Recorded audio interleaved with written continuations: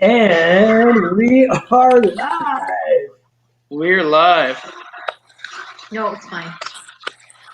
Amy says she can see us fine. Absolutely fine. Look, Is she watching and it looks fine? that's fine. Yeah, Yeah, it's working. totally fine. So, as per usual, technical difficulties. Is the volume okay on your end? Perfect, everything's great. There we go. We got a bunch of comments already too. Now, can I see the comments or just you guys can? If you go on, you only have you don't have another phone to look at comments? No. Then and that's probably okay. not. Well, you're technically the guest this time. Yeah, so yeah. If we have any comments for you, we'll definitely read it. Got lots of people jumping in right now. Thanks for joining us. Now, does anybody else see Tyrone sideways? Because on mine he looks sideways. No. Does he look fine on everybody else's? Chris has been drinking all day, so it might be him. I wish. Oh, lots of people jumping on. Yep. Hi, Danielle. Mark. Dad, Denise, Gwen, a whole bunch of people here. Do we have bevies? Yes, we do. Yeah, we do. First question, Tyrone. How are the Chuckwallas? Chuckwallas are awesome. They're actually right beside me right now, running around. They're Nice. They're amazing. Yeah. I'm gonna put them through a cooling cycle this year and hopefully get some babies. Yeah. Chris, does he look fine to you still, or is he still sideways for you? He's been sideways the whole time, so it's fine. Really weird. As long as it looks fine to everybody else, it doesn't matter. I can deal with some side. Wait a minute. What happens at a reptile show stays at a reptile show. Yeah. What happens out of the country stays out of the country. Wait, what? So cheers to you guys. I'm sorry I couldn't be there in person, but all this COVID stuff, everybody's doing their part, but can't wait to see you guys. Oh, and we lost Tyrone. Can't wait. So for those of us just joining us, there's Ty. Our special guest today is the one and only Mr. Ty Candy. Tyrone Smith. I can't hear him though. Can you hear us, Tyrone? Oh, you muted yourself. Can you hear us? So technical difficulty. Yeah. Ty's Can you got hear- his camera set up on boxes for curious sake. Can you hear us, Tyrone?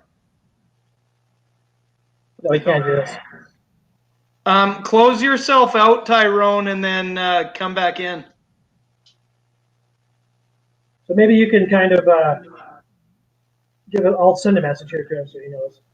If you want to tell everybody what's happening. Okay, well, he's gone, and good riddance. Hopefully he joins back in. That's all it took to quiet him?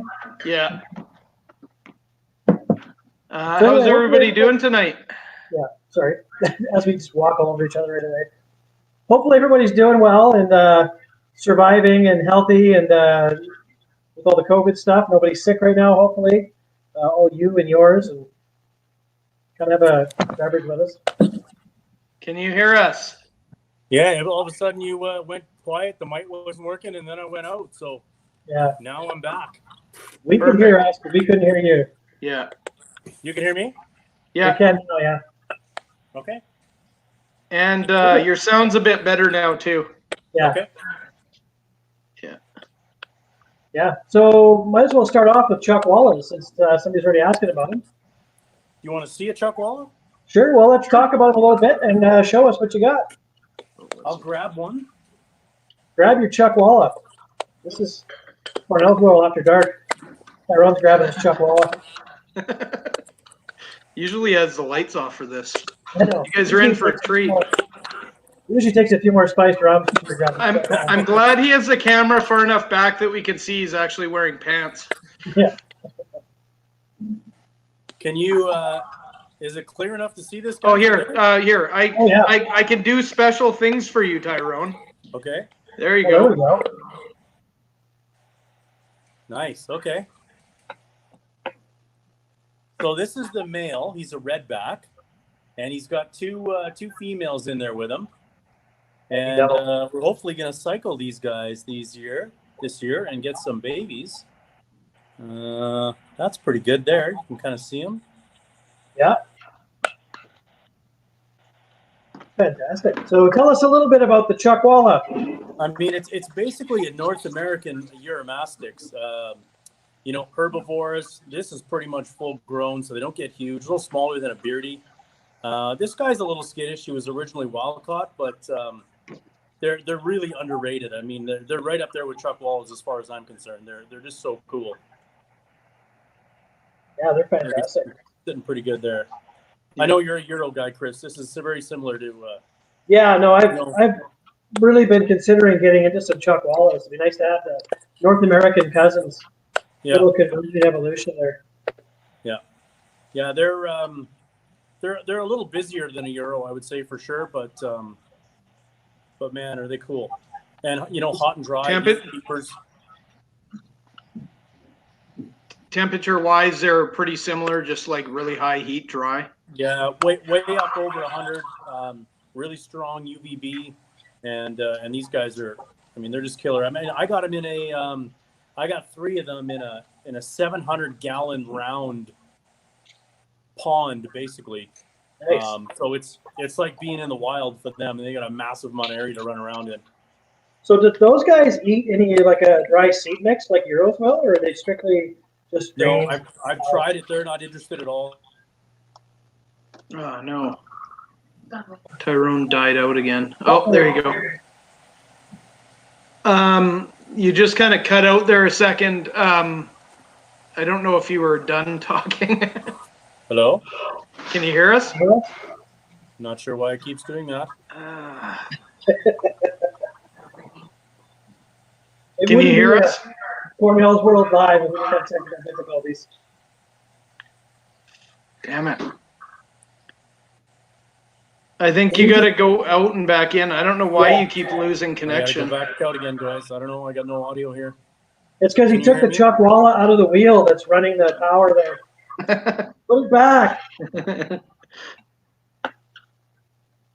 So I guess when Ty comes back, we'll get to. First off, we'll say, "Hey, Michael." We said hi to Danielle and not Michael. Yeah. So Yeah, I didn't see Michael comment, so I'm only seeing comments on who comes in and out. I'm gonna pull it up on my phone so I get alerts on who's in.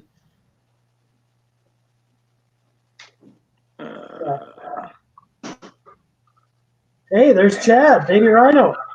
Good to see you, buddy. Keeping busy, I hope. Yeah. So he's a buddy of ours. We met down in Washington State. He was working on Management Rescue's TV show. So good to see you, buddy. Fantastic guy. Also enjoys adult beverage like we do. Jay, from our show and from Calgary Reptile Parties, I have Chuckwalla has so much personality. We actually used one of his for the kind of meeting scene with the dino build. I'm trying to think what their names were. Aaron and Karen. Yeah. We actually used one of his. I hope you guys like. Chris 48 saying bonus points on the mason jar. It's a skull mason jar too. You know. I'm Canadian. I'm drinking from a Mac Super Cup. Yeah, there you go. There you go. So I don't know the answer. I'm pretty sure people in Canada have produced Chuckwallas, but that's a good question for Ty. Can you hear us, Ty? I can hear you now. Perfect. Do you know if anybody's been producing Chuckwallas in Canada? Yeah, there's one person in Montreal that does the captive bred Euros. She does a small amount of chucks. Elevage lizards? But other than that, I don't know of anybody that's done it out here. Yeah. Is it elevages or elevage? Right, exactly. Yeah. Elizabeth or whatever her name is. Yeah. Yeah, and that's where we got the painted agamas too. Right. Yeah. Exactly. Yeah. Yeah. Yeah, and she also does Euros as well, right? He does lots of species. Yeah. Yeah. Oh, Ty Jackson's on. Our Yeah. other Thai, our American Thai cousin. I gotta send him a hoodie. He does a lot of Funny. good He's in educational Boone, work Iowa. too. Yeah, he's So in people Boone. can- I gotta send a hoodie to him. Yeah. His beard has come back full force. Oh, Is I it? better have. Yeah. He had a glorious, nearly, I mean, not quite like our Ty's beard, but quite the big, thick black beard. And the last show we were at down there, they shaved it for charity. They raised a bunch of money and buzzed him down to look like a 12-year-old. So it was pretty good. Jason Hill just joined us. He's our buddy from California. Yeah, JH Pythons. Look at Tyrone's already representing. Yeah. Represent. You got your shirt on, bud. We're just gonna do a few people. I'm trying new things here. I'm gonna just kind of see if I can share different tabs to kind of promote people here. See, Brandon from Canadian Hurt Podcast is here too. Say hey. Saying hey. Yeah. JH Pythons. Yeah, there it is. Yeah, perfect. Yeah, and I can confirm that Lindsay is wearing her Canadian Mouseman tank top today. I Nice. commented on it when I got home. Very cool. Okay. But yeah, everybody make sure to check out JH Pythons. Great guys. Yeah, you should Good ask guy. him, Greg, if he's on Instagram too, or YouTube, I believe. Okay. Yeah, I was trying to pull up YouTube before we started to have promote people that way, and it was freezing up. So I just made he just made a Facebook. I use Instagram mostly. Yeah. Oh, there you go. So Okay. perfect. Cool. Yeah. So we're gonna have you on soon, buddy. One of these lives. Yeah. Yeah, we're trying to do these every 2 weeks, if not every week, if we've got enough content. Nobody wants to see just me and Chris drinking together too often, but as long as we can get good content, for sure, we'll do more of these. What do you got? What do you got there, Tyrone? This is one of the mandarins. I don't know if you guys can see the colors on there, but Yeah. Oh, it's beautiful. yeah, this is one of our breeders. Hopefully, we'll get eggs this week from the female, and yeah, have these guys again. It's always exciting hatching these guys. That one's got One some of my good size. favorite, yeah, this guy's quite big actually. This is the male. He's probably a solid 4 feet. Nice. But they're one of my favorite Asian rats. They're just, I mean, how can you beat that? It's so crazy. The yellow and the black and the red, and I mean, it's just, there's nothing like them. Oh, they look like they're painted. Like it looks fake. The colors on them. Well, it's so funny because years ago when you had to get these guys, they were all wild caught and they did so poorly. Now that we have captive bred available to us, they're just like any other snake. They're just bulletproof. Oh, that's awesome. How many do you have, Ty? I only have a pair. For 2 years in a row, I sold all of their offspring like an idiot. I should have kept some back, but this year I'll keep another pair back. They're just so amazing. Yeah. We may have to be talking when you get some eggs on those. I love those. Yeah, she's. I can feel eggs in her now, and she just had a shed. So I would think, a week, 10 days here, we'll be seeing some eggs. Do you have any of the reds? I don't. I've bought and sold reds from Europe. Yeah. And like I said, stupidly, I didn't keep any back. But it's tough to see on these guys here. These guys do have a lot of red. They're not what I would consider high reds. Right. But the high reds are just crazy, amazing. So a question there, what are they like personality-wise, and how are they to keep? Like, give us a kind of an overall little snippet on keeping these guys. I basically keep them at the bottom of my colubrid rack, so I just kind of keep them as cool as I can. That's it. There's really no trick to them. I keep a moss box in there at all times, but they hardly ever use it. They're on an aspen chip. And, personality-wise, a lot of people say they're cantankerous, but I think that was from back in the day when you got wild-caught specimens. These guys are all, they're busy, but I've never, ever even been bit by one. Like, they're just so good. Nice.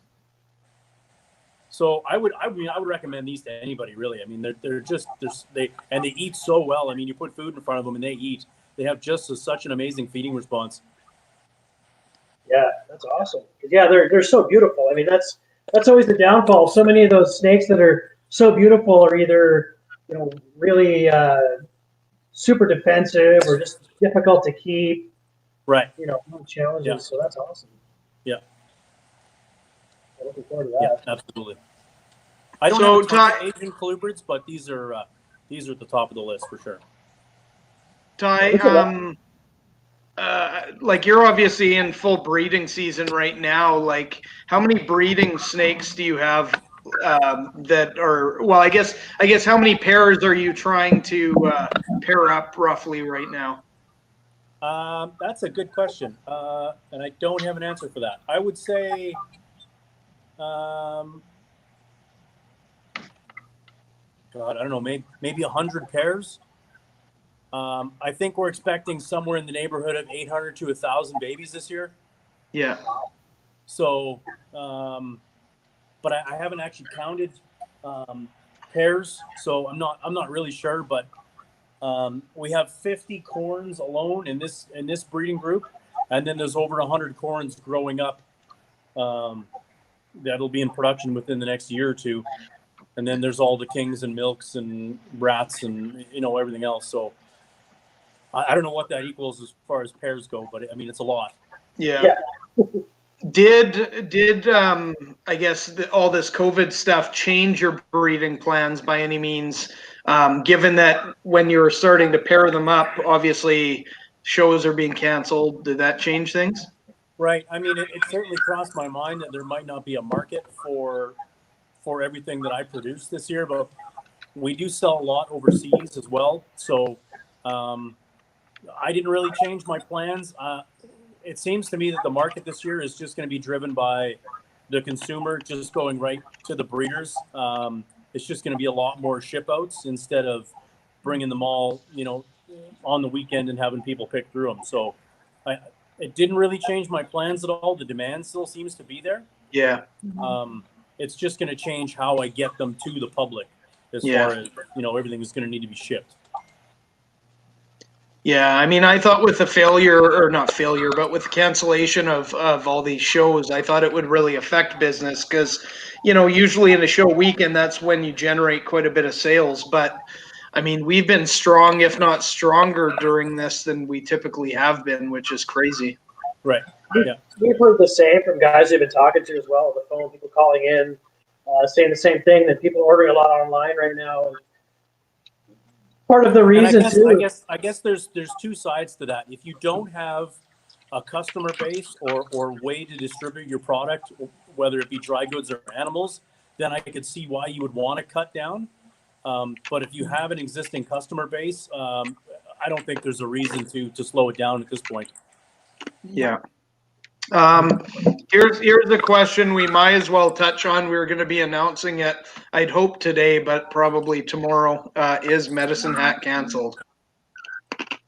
Yeah, unfortunately it is. I mean, there's just no way around it. With the limitations of the public gatherings, I don't think we have a choice. I mean, we're fingers crossed for Red Deer, but that's still a big if.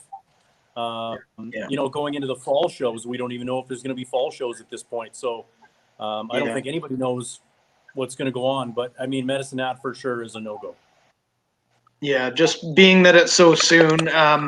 Literally, I just compiled the email list today and hope to get it out, but it'll go out in the morning to the vendors first, and then we'll make the official announcement there and figure out what vendors want to do. But it is what it is. It's against our control, and there's nothing we can do to change that fact. I mean, they're limiting the number of people in gatherings, and 15 people at a time, letting them in and out.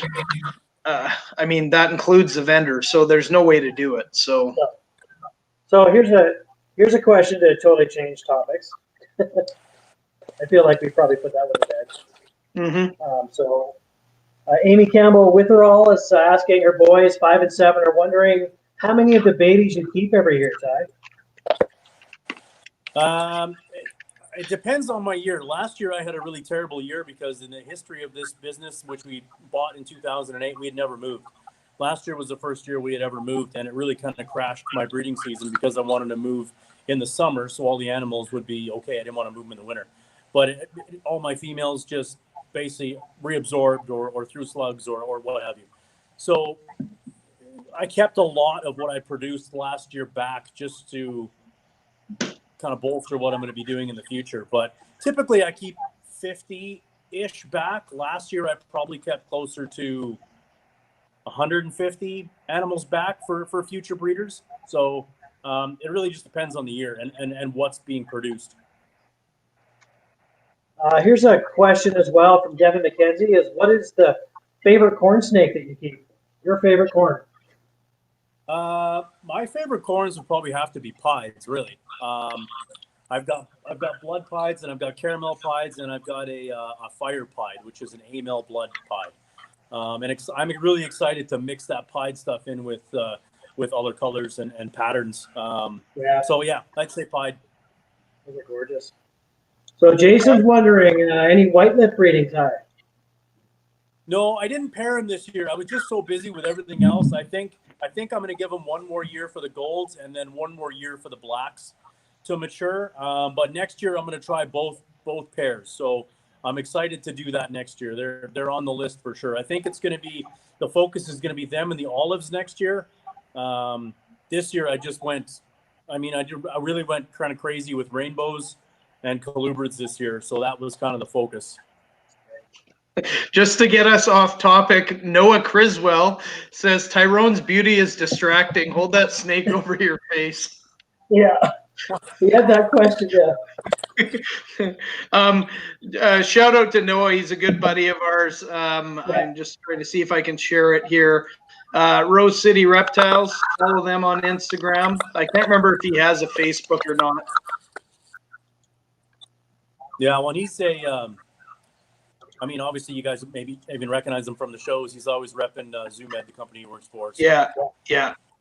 And just scrolling through his pictures, he's got a lot of crazy interests in crazy reptiles and grew up, I believe his dad had a reptile shop and that's how we got started, which was really cool. He took us in Portland to an exhibit with like all the mounted bugs and snakes and lizards and stuff. And it was really cool. His dad's King Cobra was mounted there. It was really awesome to see. Yeah, we're going to have you on soon too, Noah. So beware. Yeah. Be ready for it. And Tyrone has gone missing. He's grabbing something, I'm sure. Tyrone's off the thread and all of our viewers just dropped. Yeah. No, I'm kidding. The second that Ty Candy left the screen, everybody bailed. Yeah. We miss you too, Noah. Yeah, I miss you, buddy. Maritime Geckos is joining us. Let's see if I can pull him up. Yeah. So Lynn Armstrong had mentioned that there's a few of the Toronto shows in the GTA that have been posted for September. So I don't know if those are happening or not. It seems like it's a bit unknown. Hey, Pat Dollard's in there too. He was commenting on your mandarins. So good to see Pat. Pat's a long time keeper. A lot of the Yeah. A ways back. Yeah, so hey, Pat. guy. Yeah. Old school keeper and breeder. Breeding question about corns. I have my first litter due albino Tessera, Sunglow Tessera, and she laid 3 slugs 4 days ago and then hasn't laid the rest, but is still full of eggs. Slug out, reabsorb, potentially a bigger problem? No, I think it's totally normal. A lot of times females will get rid of those slugs. They put them at the back end and they get rid of them, and then they'll wait a few days and then you'll get the good eggs. So totally normal. With the shows being commented out east, we've actually been in contact with Grant, the 3 of us, and we're actually planning to do something for the vendors of some of our shows, just because all the shows are being canceled. That should be announced fairly shortly here, eh? So that's pretty exciting. Yeah. Yeah, we don't want to say too much yet until we have stuff finalized. Yeah. Just sort of more virtual stuff we're looking at, and that's all we can really say. So. Yeah. So Danielle's asking again, somebody who isn't as long-term experience with the stuff. So what is a slug? And that's a dud egg. So that's just one that's infertile. The female pushes out. Yeah, and unfertilized egg. It's just they kind of look like a ball of wax. They're just they just aren't going to turn into anything. They're just infertile. Devin McKenzie's asking Online Expo. We've talked about that, and it's not really feasible, but we do have something else in mind. So just stay tuned on our pages, and when we have more information, we'll definitely let everybody know. Yeah, that's something. I mean, we've heard thrown around quite a bit as a virtual expo. I don't know the logistics of putting something like that together. I'm not sure how. Yeah. I mean, I don't see that as being any different than just selling on Facebook or whatever. Yeah. So Right. Hey, Greg. I think we've come up with a pretty good solution on that. And again, when we are able to talk more about it, we will. We really want to. We're excited about it. We just can't say too much until we know more of the details and how it's going to work. So. Hey, Greg, I just got a message from Brian. He's looking for the live. If you can send him the link. okay. Okay. Let's see how I can do that. Sure. If not, I can do that if it's tying yours up. Are you able to do that? No, I'm just going to do it on my phone. What are we looking at here, Tyrone? That's it's one of the yearling black pines. One of my favorite snakes. Yeah. Love those things. Yeah, my big female should be laying eggs here, hopefully in the next couple days. So these I just brought out one of the ones we're growing up here. That's nice. Friendly. Yeah, that's fantastic. Love the black pines. Oops. Oh, nobody wants to see me. That's not what I meant to do.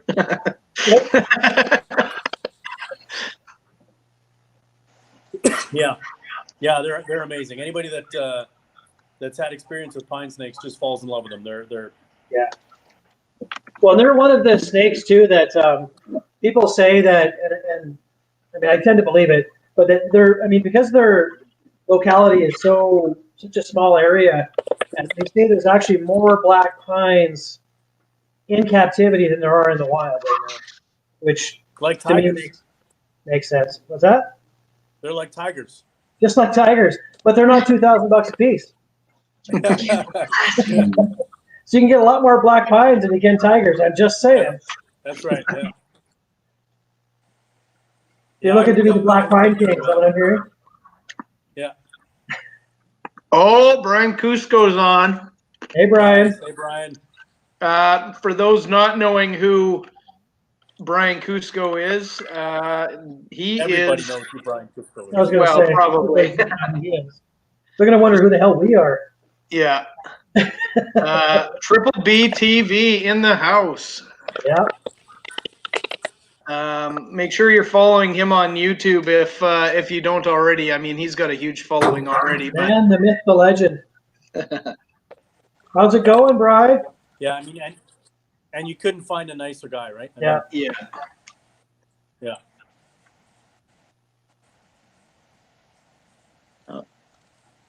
Alyssa Frederick was asking how big the black pines get. Around 6. Both my adults are about 6 feet, but they're a really heavy body 6 feet. I mean, they easily take a medium or a large rat. They're surprisingly thick for how long they are. Yeah. Heavy bodied for a colubrid, for those that Right. ball pythons and boas. Right. Yeah, absolutely. Yeah. They're just great snakes. Oh, love them. Yeah. But I mean, they're one of the, I mean, pines are just, I've never been bit by a pine, ever. I mean, they huff once in a while and they do that classic backup thing where they're always in reverse. Yeah. But they're just not aggressive at all. And in Alberta, because we can't keep, bulls or gophers, these are kind of the go-to for us. Yeah. So, yeah. Gotta love Yeah. it. I got handcuffed once. My big, near 6 foot male handcuffed me one day. I was distracted while I was doing stuff, holding him, and he wrapped around both hands, but he actually also I had a button up shirt for work, and he went down the front and came through. So I literally hogtied, like stuck with my shirt, and I didn't want to hurt the snake, but he's Right. a decent sized snake and strong. And I just had to wait it out. And it's like, oh, this is great. So and he did the whole reverse thing. They do that weird backup thing. The important part is you didn't look ridiculous there with your snake. No, of course not. Luckily, nobody was there to see it but me. But, Right. Yeah. So now I'll just tell everybody so that I can be embarrassed again. Yeah. Brian is commenting about the burritos. I feel like we should maybe touch on that. Yeah, go for it. You tell that little Jim. Yeah, we hadn't met Brian yet, but it was January 2018 at the Reptile Super Show in Pomona. Everybody went back to the hotel, and as we do, we go to the bar and start drinking. And we had driven basically, I don't know, all day that day to do the setup. You know, it was finally time to relax, but we hadn't even eaten yet. So we ordered like $80 worth of skip the dishes burritos, and we had a feast in the bar because the kitchen was closed, and then they kicked us out in the lobby, and we made some American friends. We just started passing out burritos to everybody. We're like, here, you get a burrito, you get a burrito, everybody gets a burrito. Yeah. As Canadians do, we're givers. Yeah. It was good fun. Everybody had a few beverages as well. So. Yeah, it was good times. I can't believe security. That was great. The security guards literally were 10 feet away watching us and just didn't care. They're whatever. Yeah, have at her. People are dropping chunks. It's going to be good times to get back with everybody again once we're able to do that and do the expos and see everybody again. It was a good question. Here's a good comment getting back to handcuffed. Noah said handcuffed by a 6-foot male, Chris? Yeah, not the first time, Noah. Yeah, that sounds like Noah. That's a different episode. Yeah, that's after hours and invited guests only. Yeah. Emma is asking, is there a reptile that inspires you? Question to all.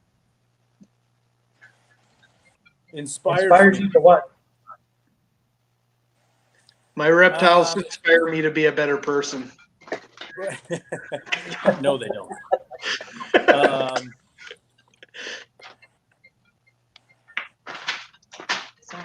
I think. I'll have to go back to white lips. I guess. I've always loved white lips, and I really want to breed them, and they've always been my passion snake, whether I could breed them or not, just as far as keeping them. So they inspire me to do better things with the hobby and captive breeding for sure.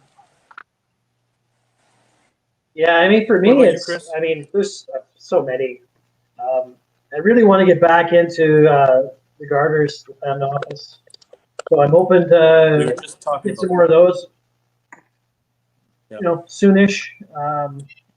Those really, they're just fun snakes. They're, they're not investment snakes or whatever, but for me, they're just curious, active, interesting. I just love keeping them and working with them. So I'm looking forward to getting back working with those again. That was a lot of fun.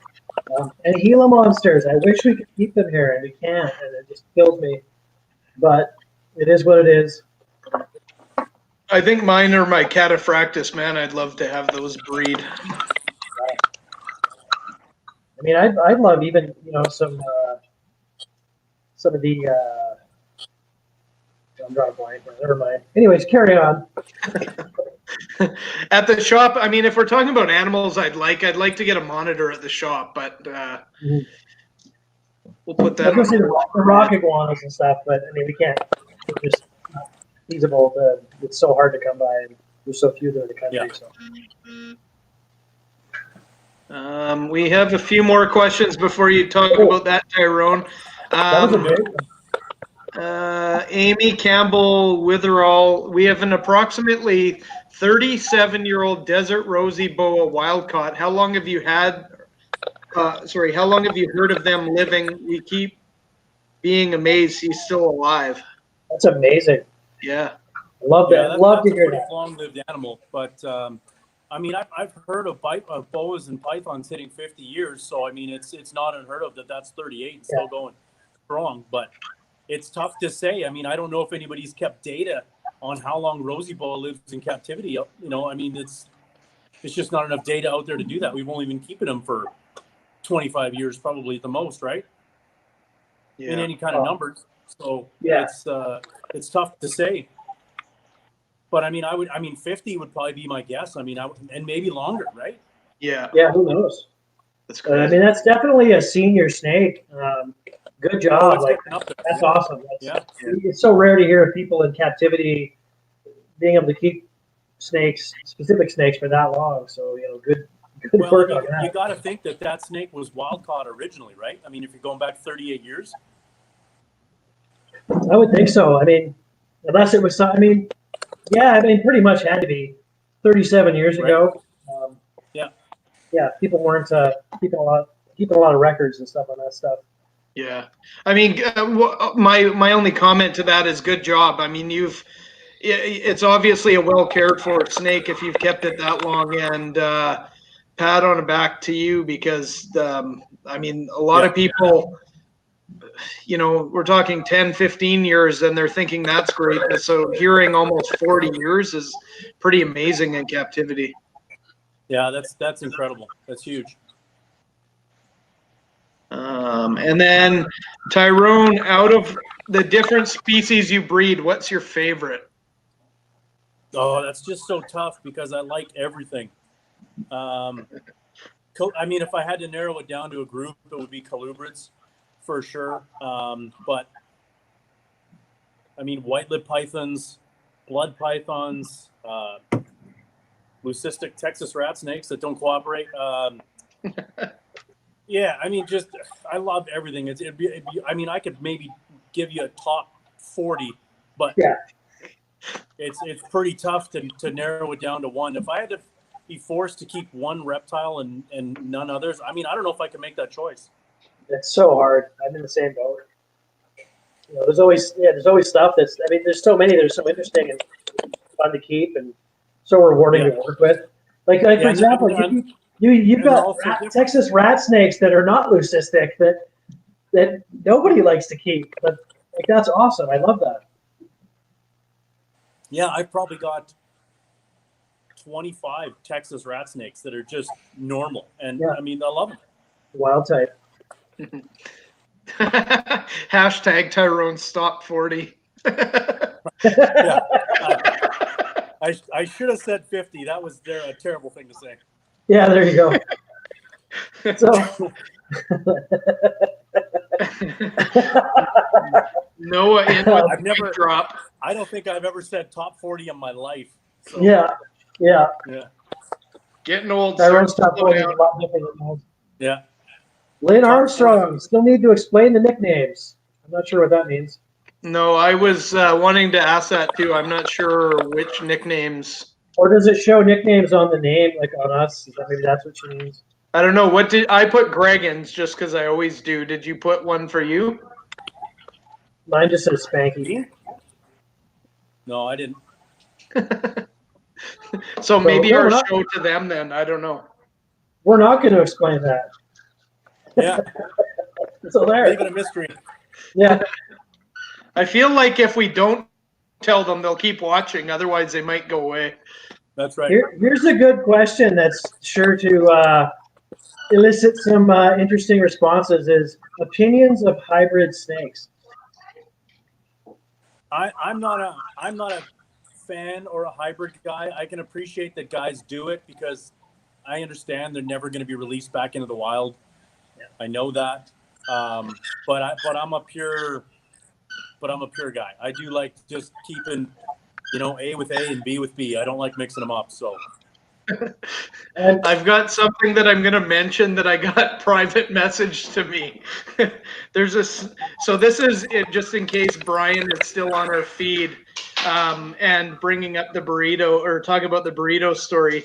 I got messaged. There's a snow Mexican handing out a burrito joke in there that's great, but I can't make it on Facebook Live. Yeah, I can imagine who sent that to you. Yeah. I bet you can. Oh, I can imagine too. Yeah. Does PDX? Is that right? Yep. Mm-hmm. Yeah. Yep.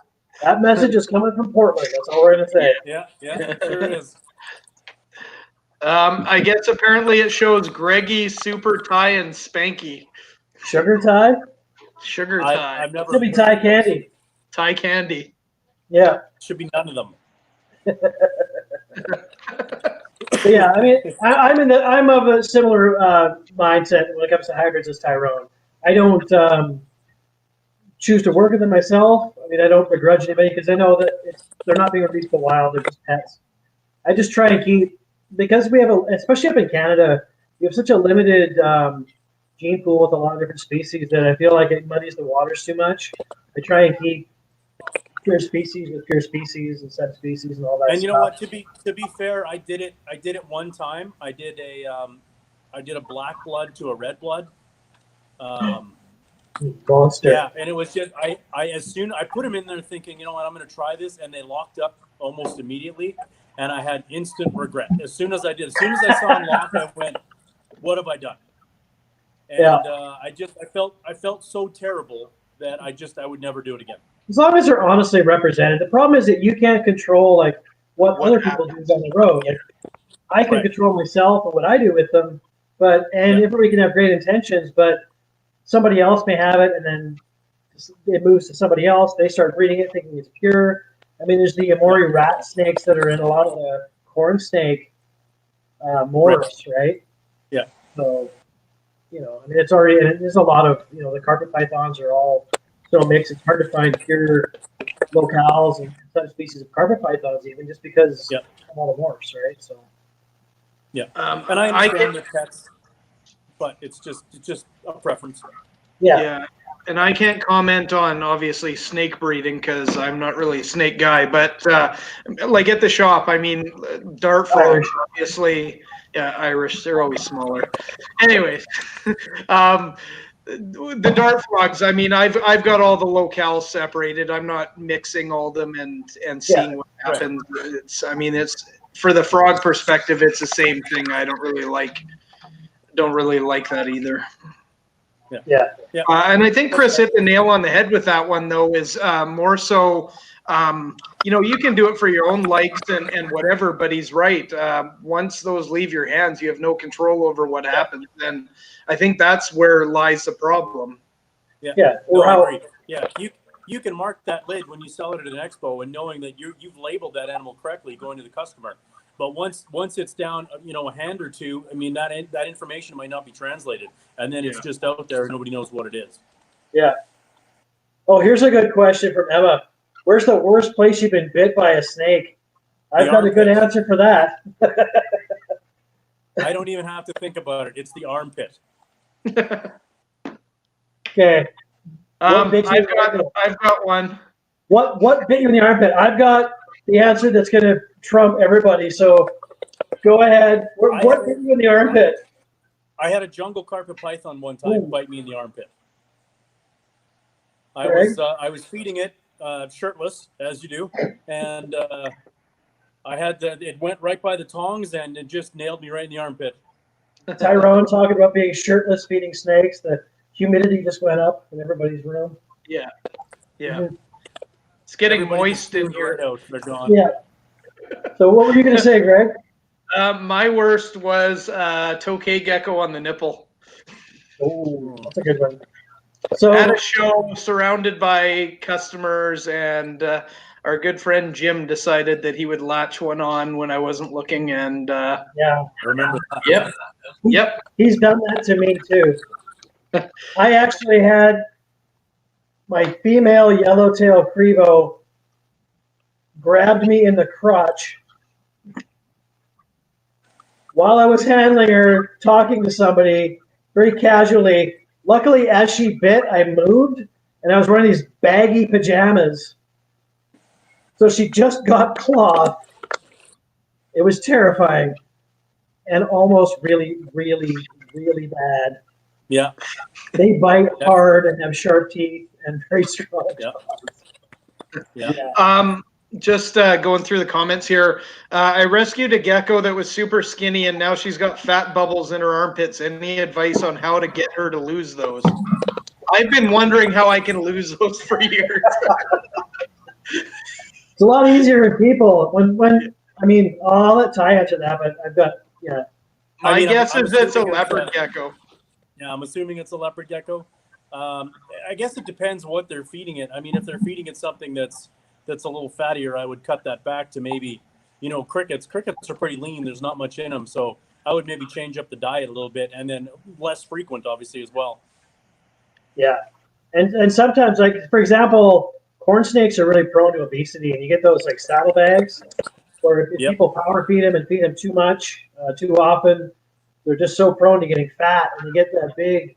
They look like the clown balloon. You blow up those balloons, you get the little wiggly end, so they get super fat Yep. right to the vent, and then the little skinny tail, and they can never, like, doesn't matter what you do, they'll never completely lose that. So you never want them to get to that point.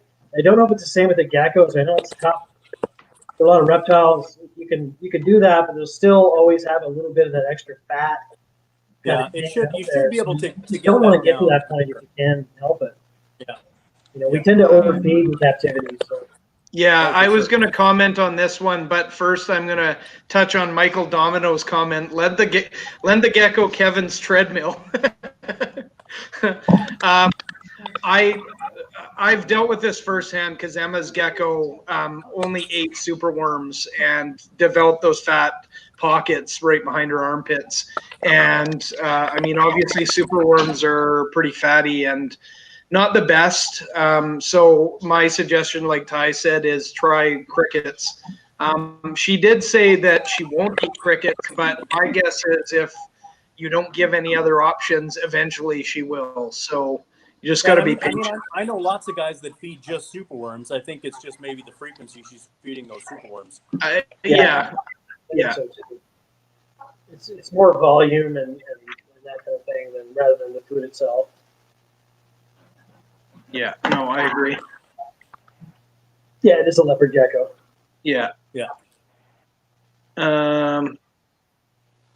So you haven't, I mean, you've mentioned what you have there. Have we, I can't remember if we've talked about your leucistic rat snake now that it's calmed down.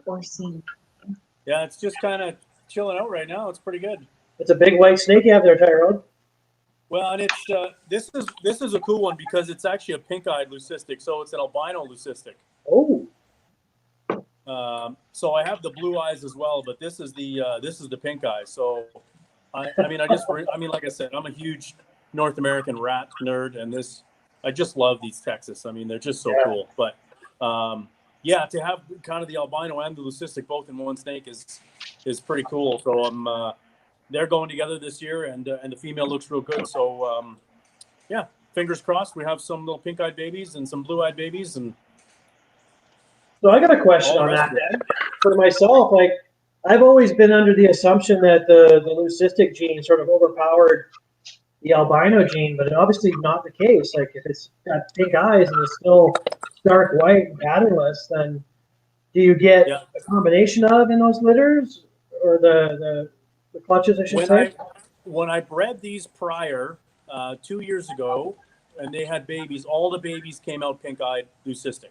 None of them came out blue-eyed. So in my experience, it breeds true. All you're going to get is pink-eyed Lucies. Wow, that's good to know. I had no idea. I'm going to cut you off, Ty, because it's your wife messaging. Ty, Hendricks would like you to take out the black pine if you have not already. You already did. I have already. He just missed it.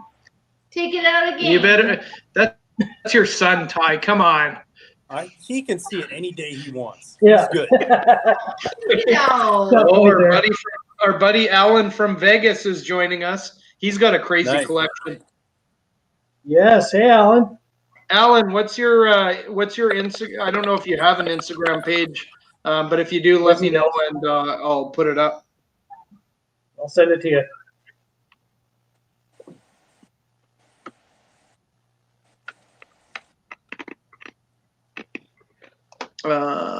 Any other questions? What is there any requests to take out anything? Should I take out one of those pied corns? Sure. Yeah, there hasn't been in a little while, so I'd say free reign to grab whatever. Hey, there's Billy. We've got Billy Rose, Mr. Mutation Creation in the house too. Okay, let's. He's coming to see if his incubators are ready. Yeah, we're almost done. I'm sure everybody here knows who Billy is, but if you don't follow him on YouTube, make sure you do. He posts a ton of stuff on YouTube. Yeah. Some great videos. Definitely, we were super happy seeing his video of showcasing when he came to visit at the WCRE this past year. And hope he had a great time. It seemed like he did. Probably had a couple days sleep to catch up on the next day. Yeah. Okay. Yeah. What's up, Billy? Happy you could join us. Yeah. So glad you can make it, bud. But so here's a question that Holly was asking there. In your opinion, what's the best beginner snake for someone just starting out? I've answered this a bunch, so I'll let you guys go. Yeah, I mean, I would go back to a corn snake. You know, a lot of people said ball python previous, and they can be, but I think for the ease of your temperatures and the feeding response, I would go with a corn snake. It's kind of a double-edged sword because they sometimes get longer than people want. I mean, you can easily hit a 4 or 5 foot animal, so it's a big-ish first pet, but they're pretty bulletproof as far as husbandry mistakes, as far as temperatures and things like that. So, my opinion would be corn snake. Yeah, and they're fairly lean for their size too. So they're, a 5 foot corn is a smaller snake than a 5 foot boa or a 5 foot ball python. Right. No, absolutely. Yeah. Correct. Yeah. Oh, Chris Ward too. Hey, buddy. Yeah, I mean, for me, I've answered before. I used to say the typical corns kings. The ones that are seen as easier and more bulletproof and more forgiving of keeper error. But really, my answer's kind of changed over the years, and now it's more a matter of something you're really interested in. You'll do the homework, talk to breeders and keepers of those snakes, and even some of the sort of more intermediate, even sort of some of the advanced snakes. If you're going to put the time in to learn about it, that's going to be a good snake for you because you're going to keep the interest long term. You don't want to keep something just because it's seen as easier to keep. If that's not something you're interested in, there's no point in keeping that. Like, don't go get that just because I think it's easy to keep. That probably trumps everything is passion and interest in the animal. That's going to go such a long way to you taking care of it properly. If you're interested in it and passionate about it, it's different if mom and dad buy a little Timmy a snake and go, here you are, now take care of it. If he's not really into it, he's never really going to be passionate about it. But those little kids that have saved their money and done their research and know exactly what they want, even if it's a little more of an intermediate species, they're going to be far better. Yeah, 100%. That's like I said. That's my answer's changed over the years to that because that's what makes the biggest difference. You're passionate, and then that's going to keep it long term. You got to look at the big picture long term instead of looking at short term. Yeah, I agree. Obviously, I think the easiest way to make that suggestion is find out what they're into and what their interests, where their interests lie before making that suggestion. I think it's the best way to approach it. Yeah, for sure. Barros is in. Yep. That's crazy. Barros or the Byros? Native? Our buddies from out east. Hopefully I said that right. You see them in California. I know, that was the crazy thing, walking around the California show and running into Canadians. Yeah, I know. Yeah, you know what? And we didn't see them. We didn't see them later that night. No, we didn't. No, it's funny. Yeah. Yeah. We didn't get a chance to chat too much, but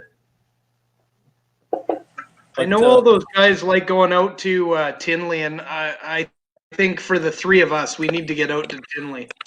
Yeah. I had kind of hoped that was maybe something that we got, like that we could do this year, but I mean, it's even up in the air if the show's even happening, so may have to put that one on the back burner. Yeah. Billy, your incubators are almost done. He's lying. No, I'm not. They're not. No. The You just have to put the shells in. They'll be done tomorrow. Yeah. Nice. They'll be basically finished tomorrow. We're hoping they actually go out tomorrow. Yeah, it depends on how early in the day we get them done. There's cutoff times for shipping and stuff, so we're hoping to push them through. It just depends on the accessory orders we get. There's been a lot of like tape and all the small stuff coming out. So. Hey, there's a guy that's been pushing for a bunch of racks too. You should help him out. I don't know what you're talking about. I feel like he's coming up on Saturday, so. Yeah, Yeah. there you go. Yeah. Yeah, no, the guys have been busy at the shop, and I'm super thankful for both of them busting their ass getting stuff done.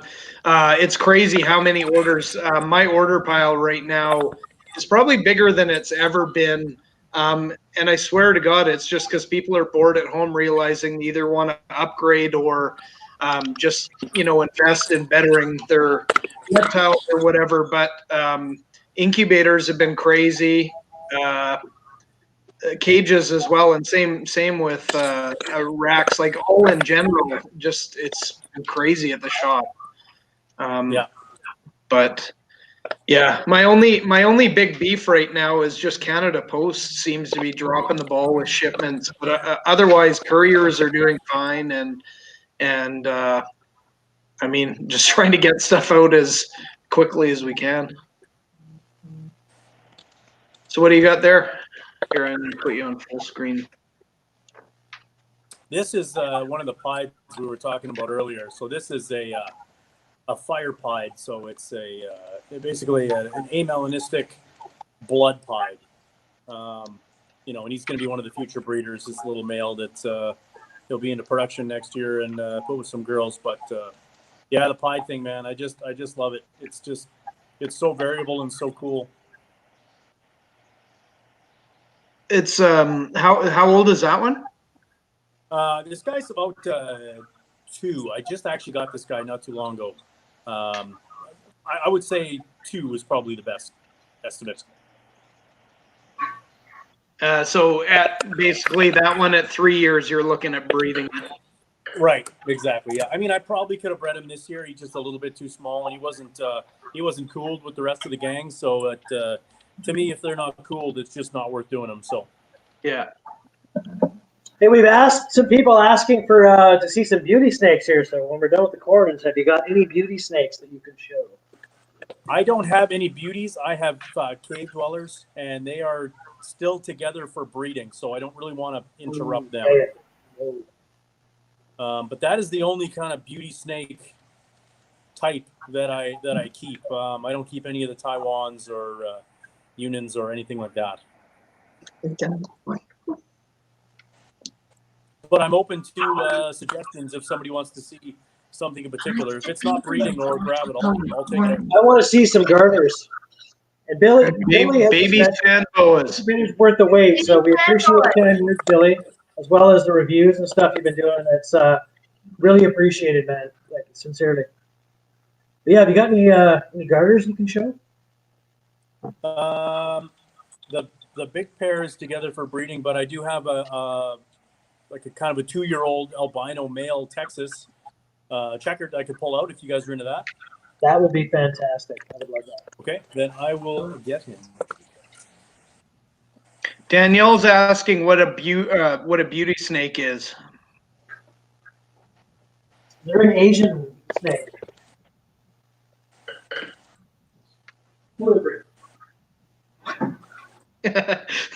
Chris Ward saying Billy really wants to see all the colubrids. That's all he wants to see.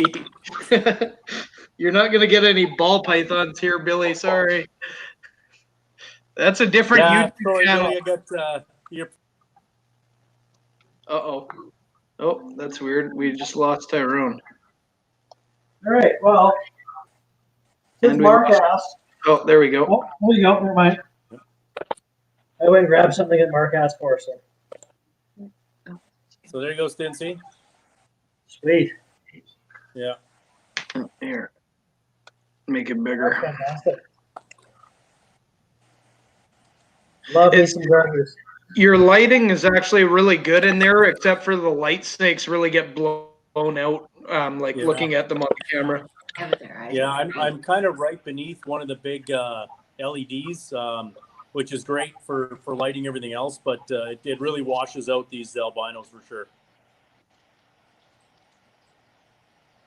But yeah, this is a albino checkered, and I wish I had more garters. That's something that Chris and I were talking about the other day that I'm going to work on this year, is getting more, because they're just all kinds of cool, small, and eat all kinds of food and almost no trouble to keep. I mean, there's not a bad thing to say about them.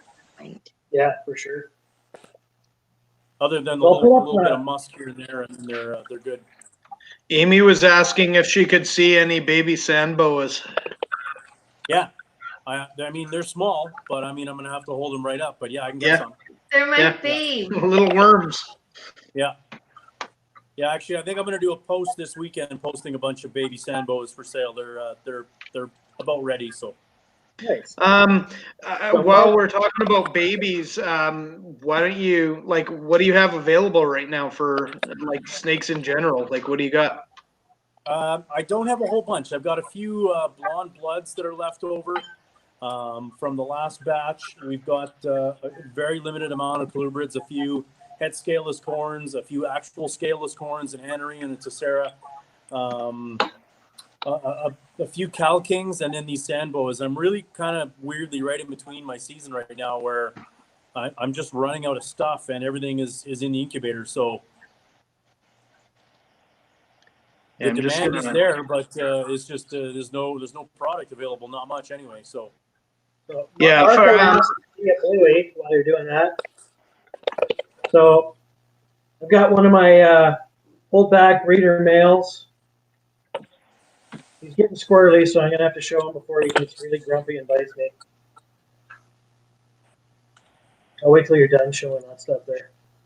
Oh, look who it is. It is Brian. that handsome bastard. Yeah. Look at that shirt. Yeah. On the beach, props to you. I gotta say, while we're doing this live, your merch is awesome. Obviously, I bought all of it, but definitely like the camo shirts. It's a good choice on that. Yeah, they're popular for sure. I'm super happy that people are digging them. It's amazing that somebody would want to wear something with my stupid logo on it. So, here's one of my holdback blueies from a few years back. He's one of my breeder males. It's hard to see in this light. I get really crappy lighting in the basement here, but he's super light, like his daddy. It's nice and really big, eh? Pattern, really, sort of the hypo look. There's very little dark. You can see it's. Billy says, "Was that Fabio?" Yeah. I know. I had to post that when I saw it. It totally looked like he had posed for that picture with your shirt. Yeah, with the hair. Yeah. I feel like he got your request wrong when he posed for that photo. I actually got a shirt for Billy too. It's sitting right here on the table. I just haven't mailed it out yet with all this COVID stuff, but yeah. So this guy's a decent size too. It's a big fella. Yeah, he's big. How old? He's 5 years old. Yeah, 5 or 6. I have to double check. Yeah. He's just been in the breeding program for a few years now. So yeah, Great very light, coloration. very little dark. Great coloration. Yeah, real reduced kind of coloration pattern and stuff. He's got a little nip in his tail. He's holding it weird as well. But his tail got pinched in a tub when he was a baby. But anyway, it's kind of that's lighter. I don't know if that's your lighting. Oh, that made it way worse. Yeah, no, way worse. No. Nobody needs to see that. Yeah. Anyway, I'll take some better pictures of him eventually here, but it's one of my males. Chris Ward is asking if anybody has house snakes. Ty, I don't know if you do or not. Yeah, I do. I have. I don't have a ton of them. I just kind of dip my toe in the water of house snake. Oh shoot! Oh, sorry, I cut you out there, Ty. No, it's okay. I've got a pair of the black house snakes, and then I've got a pair of the blue-eyed leucistic house snakes. But I just wanted to show you. I don't know if you can see these. These are some samples there from the. Hold on. Hold on. She obviously left our feed, so now she's got to get back. Okay. Where's the babies? So, Yeah, they're my this is babies. Tiny Here's a little baby worm. house This is a snake. little stripe. So that's a little stripe, dude. And then this is an anery stripe, which I'm super digging on these things. They're just so cool. See it. Okay, I'm okay with that. I can do Yeah. that. So, yeah, these are a couple of the guys that are going to go up for sale here this weekend. We got a pretty good. And those were pretty good variety. probably those were the ones that we probably saw when we did the live at your shop that had just Yeah. Yeah. Yeah, They get- that's right. They were just brand new. They hadn't even shed yet or nothing. Yeah. So here's a house snake. Sorry, Chris, I cut you Okay. out. I keep hitting on the remove. So this is a Cape house snake. It's hard to see. I've got a terrible camera here. Your light's like too Oh, intense close to the screen. I know. Well, I'm trying to. I pushed it away too far. It's too dark. So here's that same snake, Chris, but in a blue-eyed leucistic version. Oh, Oh, there you go. Perfect. Cool. people. So it's really tough to see there, but they got little blue eyes. But yeah, they're cool. I mean, they're just little African colubrid. Voracious little eaters. I mean, they don't get very big. They're an awesome little snake for sure. Our friend Ramissa has joined us. Thanks for Hey, joining Marissa. us. Hey, Marissa. So, of course, Emma wants to see something big. Like what? I don't know where this is going. I guess I'm out. Just reading the comments. All my big stuff is breeding. I mean, I can't. Yeah, it is. The bloods are all together. The olives are together. I mean, I was gonna suggest a blood, but yeah, that makes sense. I mean, I can grab one of my yearlings or my 2-year-olds. It's not like as big, but it's If you could, that'd be great. Yeah. We've still got quite the following. Right now, we've been hovering around 30 for almost an hour. We're around 23 viewers now, so we still got quite a few viewers tuning in, which is great. Thanks, everybody, for joining us while Tyrone's getting another snake.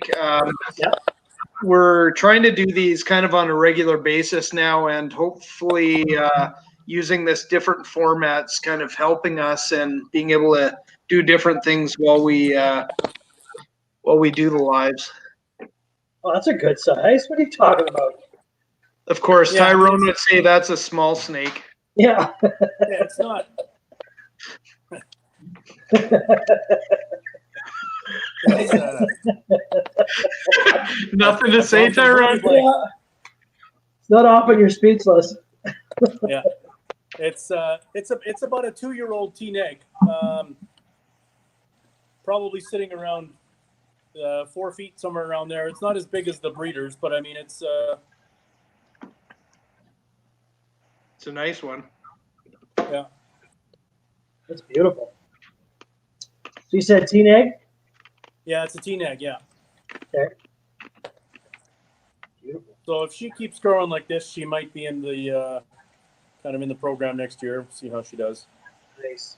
See, and I've always had trouble telling the difference with because they, it used to just be blood pythons back in the day. There's Borneo short tails, and bloods, and there's a bunch of different subspecies that everybody's keeping now. So, what is that? An actual blood, or is that a? Yeah, this is a straight blood. This isn't a cross or a subspecies or anything. This is just a good old fashioned, basically a morph of a red blood. It's funny because again, back in the day, like we were talking about the Asian rats earlier, everybody used to avoid the bloods because they're not a long snake, but they're so thick and strong for their size. You know, you get like a 5 foot Right. snake, they're humongously thick Well, around and used to be so bitey and just really defensive.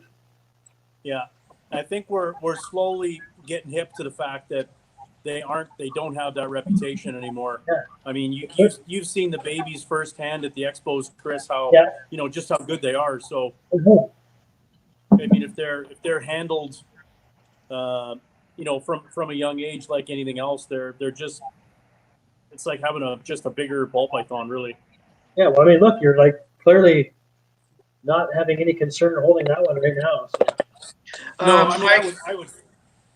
Sorry, I wanted to about comment on that, and same thing that Chris was saying. When we did the live at your shop, I was super impressed. Like, there was no snakes of yours that were very, defensive or aggressive or whatever. And I feel like you or whoever's working with you obviously interact with your snakes, probably on a daily basis, and I think that definitely helps in the sense that they become a little more docile. Yeah, they get a fair bit of attention. I mean, even if it's just a pat on the head while we're changing the water, they see us quite a bit. I mean, I wouldn't say they're hauled out and worked with constantly, but they're just, we're always in there, for maintenance, either it's spot cleaning or waters or whatever, just kind of messing around. But a lot of these guys like this, I mean, this is a girl I just never ever work with. I mean, she's a grow up baby, but I mean, she never gets, just pulled out and played with. I mean, unfortunately, but they're just good. I mean, it's the old stigma that they're aggressive and mean, and and that's absolutely the true attitude for a wild caught animal. But again, this is just so far removed from that original animal. I would say that's the biggest thing, though. I mean, when you're talking like, say, 10 years ago, kind of when I was getting into all this, most of those bloods were wild caught, and there's a lot more captive bred ones available now, if not most of them. Right, so I'd say absolutely, that's the biggest part of it. Yeah, I think the biggest thing too is that as soon as morphs come into play, then there's a lot more interest from a lot of people. It's a wider group of people that are interested, so they start captive breeding more of them, and you can see that they make great pets. It's a great, gorgeous, beautiful snake. Yeah.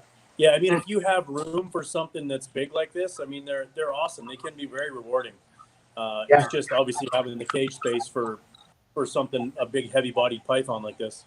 Do you find that you have to keep them? That's right. Go ahead, Greg. I was just saying, a big, heavy-bodied snake like that doesn't move that often. Yeah, no, and they really don't. Yeah.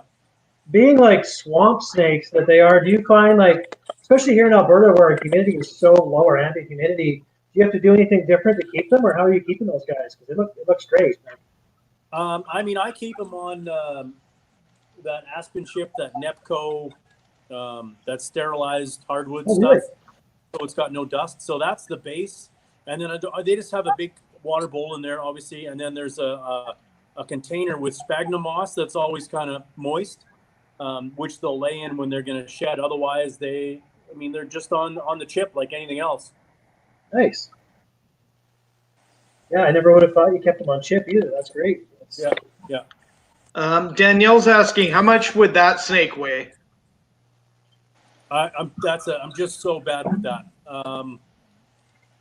My guess is 5 pounds. Yeah, I mean 7 maybe. I mean it's I mean, especially on camera, it looks probably bigger than it actually is. I mean, they're not, Leave that alone. I've seen a few comments that maybe I should in the comments here that I'm like, maybe we'll PG-13 it down a little bit. Yeah, Anyways, there was a few things that I wanted to touch on. Leslie Hart was asking, what was our first reptiles? Mine was a aquatic frog, if you want to consider that a reptile. But that's And what age? That's what sparked this thing.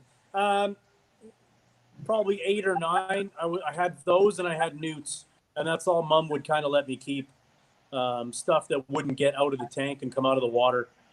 And it wasn't until I moved out on my own that I started exploring different lizards and frogs and different things like that. But yeah, it all started with those couple little aquatic species.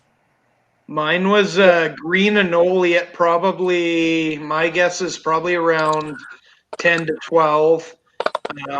And then same thing, like, it kind of died off, but then once I moved out, like there's no restrictions. So I remember I had mud puppies, or a mud puppy that got out and dried out somewhere. White's tree frogs, and then giant day geckos is what like kind of started the business. I remember that, yeah. And dragons too. You bred dragons for a while too. I did, but it's funny, actually, and this goes back to Tyrone because one of them was before I started Cornell's World was the giant day geckos, and that got me building my own cages. And the one male was from Tyrone. That's his funny. basement. He had to come see me in my basement to pick up that beauty. Yeah, he did. Mm-hmm. Yeah. So for me, I mean, as a kid, it was. I grew up on the West Coast, the Vancouver area, so it was a lot of garter snakes and stuff. We always keep and catch those. But as an adult, like kind of more serious and into the hobby end of stuff, it was green iguanas. I had one I kept, and then a neighbor had one, and I kept that one. And there was a guy that was into some sort of a rescue and got involved in that, so we had a whole bunch of them. But then it was a California king snake was my first snake that I kept as I was like 18 or 19 at the time. I was 17 when I had the iguanas, so then I hid my snake in my bedroom in a cardboard box. I made a cage out of it for my mom because she was terrified of snakes. So I hadn't moved out yet. I was like, I guess I was 18. I just moved here from BC. Yeah, I had it kept in a box in my room with a lid on it so that she couldn't tell what it was. I actually want to touch on that a little bit. I have a few funny stories. So first off, Noah has commented, even at Tyrone's age of 8, his beard was and then what did he say? He said even at that age, his beard was that long. Yeah. It was just less gray. It was blonde.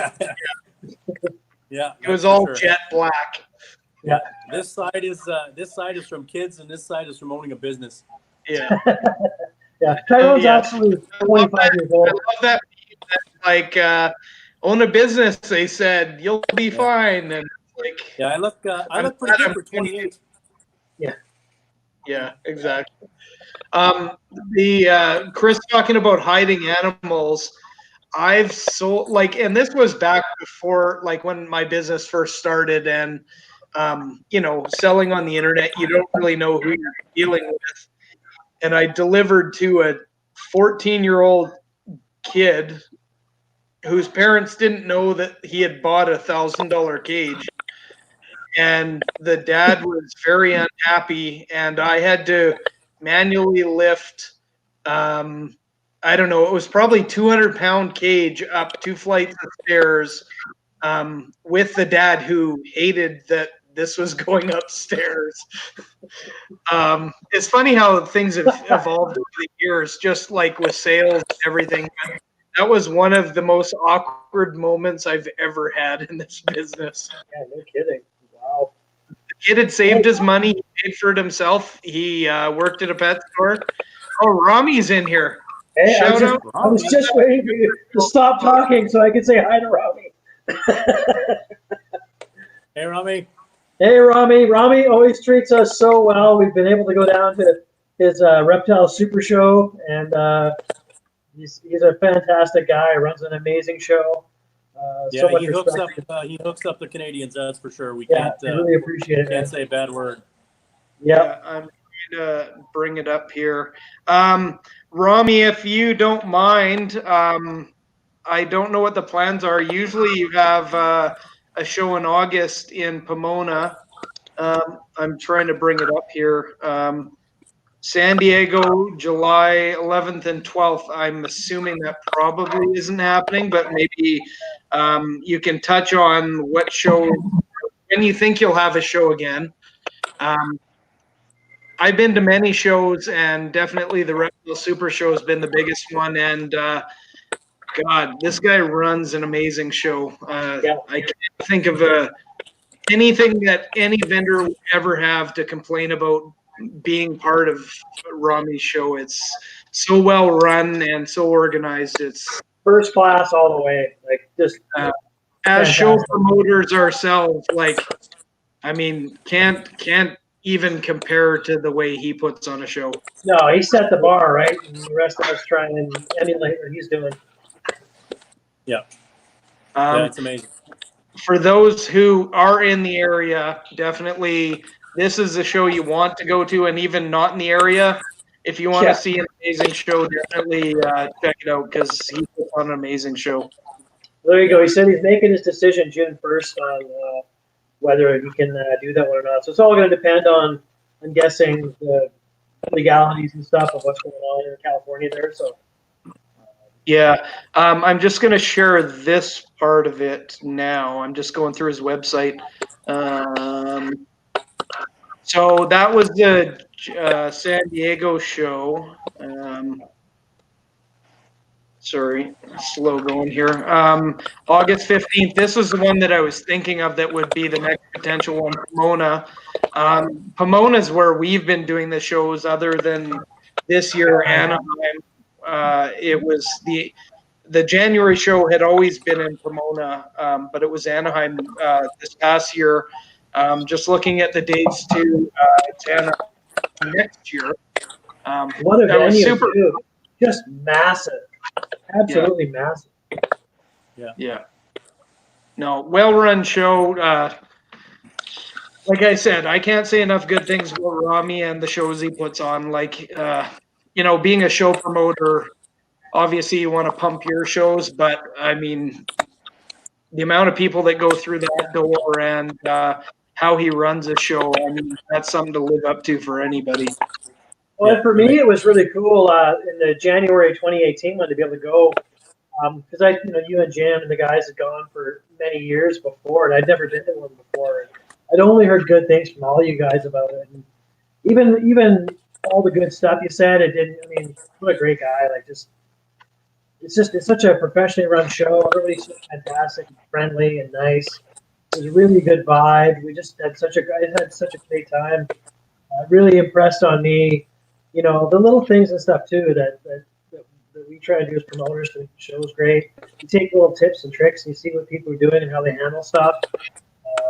And just watching it from afar, how Ronnie does things and handles things has been a big learning moment and stuff too. And it helps us run our show. Hopefully, again. Yeah, it was an eye opener for sure to see it done on a grand scale like that compared to Yeah. A show that big, it's mind-boggling. The way, like, to describe Rami as a person and the way he puts on a show, the way I would describe it is literally being a Canadian putting on an American show. And for anybody watching, the way I mean that is just like the guy will bend over backwards for anybody, but like in Canada, I guess at least Western Canada, we don't get the volume of people through the door. So like that's just like an eye opener for us. But I mean, that guy will do just about anything for his vendors. Like he listens, he addresses problems. He's just not a guy collecting money at the door, and it's nice to see because not all shows are like that. And you know what? Once in a while, he even gets off his golf cart. Well, that's what we need. We need golf carts. Yeah. I mean, I feel like our show's reached a new level once we have a golf cart. Yeah, no kidding. No kidding. So what have you got, Ty? Let's see some more animals here. Yeah. What do you guys want to see? Have you got any lizards? Other than that, Chuck. Hold on. Before you go to lizards, and this was going way back. Somebody asked if they could see your rhino rat snakes. Oh, right. And I'll let Tyrone say. Oh yeah, some kings too. I really like those. Joe Birch wants to see some kings. I'm super excited about these rhino rats. Well, we saw them when we were there, and I love those. They're just amazing. So these are kind of a weird one, because for a long time they were legal in Alberta, and then they were classified to something that's not legal in Alberta, and now they're back again. So it's a species that I've talked to Fish and Wildlife about, quite a bit, just because I wanted to make sure I wasn't working with something that was prohibited. But they've assured me it's fine. But it's one of those snakes that I bought years ago, and I couldn't believe when it got reclassified. It was disheartening, that's for sure. But one of my favorites. I mean, me too. They're ones I always forget about. They're one of those dream snakes that, because they're so uncommon up here, I don't even tend to consider them as being a possibility until I remember, oh yeah, Ty's got a pair. And, I think was it some breeding action or some eggs, or what was going on there? There's they've been breeding all week, actually. I got lots of images of them locked up. So fingers crossed this year. They bred 2 years ago for me when actually I was at the Red Deer show, and she actually laid eggs in the water dish when I was away for the weekend. Oh, just soul crushing. Of course, they didn't go last year because of the move. So this year is kind of the year we're trying them out again. And I've raised these since they were like little brown sticks. So when we were there, you had one cage that had a few of them set up in them. Actually, you know what? It would be a good idea is if maybe you could show off some of your setups, like some of your like actual setup versus like the rack stuff. But like your rhinos were set up really cool. The rhinos are set up cool. I mean, I don't have the thing is, if I move my phone, it's all going to go wrong. I mean, like the perfect. All right. We'll save that for another live. That way, but I can probably show you the rhino cages under the lighting where they are. That's fine. You don't want to mess it up. They're going good. I wouldn't worry about it. To pump you a little bit, they're actually 2x2x2 PVC Cornell's World cages with the burnt PVC branches. Yeah. And then they have an Arcadia UVB in them, which I think is essential for these guys. They're always up basking under that light, so it's I think it's a huge advantage for these daytime critters. Yeah. So as far as snakes go, Joe Birch wants to see either some Mexicana stuff or potentially some Mountain Kings. You got some pyros there, right? Yeah, I got some special and some het specials I can show you. Yeah, that'd be great. Those are awesome. It's funny that the tricolored snakes and the really colorful king snakes and milk snakes don't seem to be as popular up here in Canada for some reason. I remember Roy Sockball years ago talking about how anything tricolored, nobody seemed to have any interest in, and they're just so naturally beautiful. It kind of boggles my mind a bit, but it seems to be coming back around. There's a lot more people becoming interested in the colubrids these days. So this is a good question from Danielle. We should ask Tyrone there about the rhinos, about keeping them. So as you're showing that, Ty, Danielle had a question about the rhino rats. Yeah. About the care of them. Would you say it's difficult, or what's sort of involved in caring for the rhino rats? No, they're actually really easy.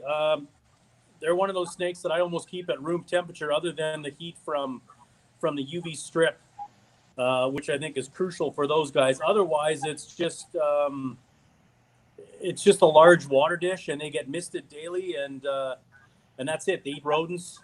They're actually really, really easy. Nice. Well, did you have to do any work to get them onto rodents? Did you have to switch them over from lizards? No, it's funny for how small they were. They took Pinky's like right away. It was incredible. You're notorious for being lizard eaters, right? So yeah, you didn't have to do anything. No, I got captive bred animals, and the guy had started them on live pinks, and then just changed them over to one frozen thawed pink when I got them, and they just have never ever refused. That's awesome.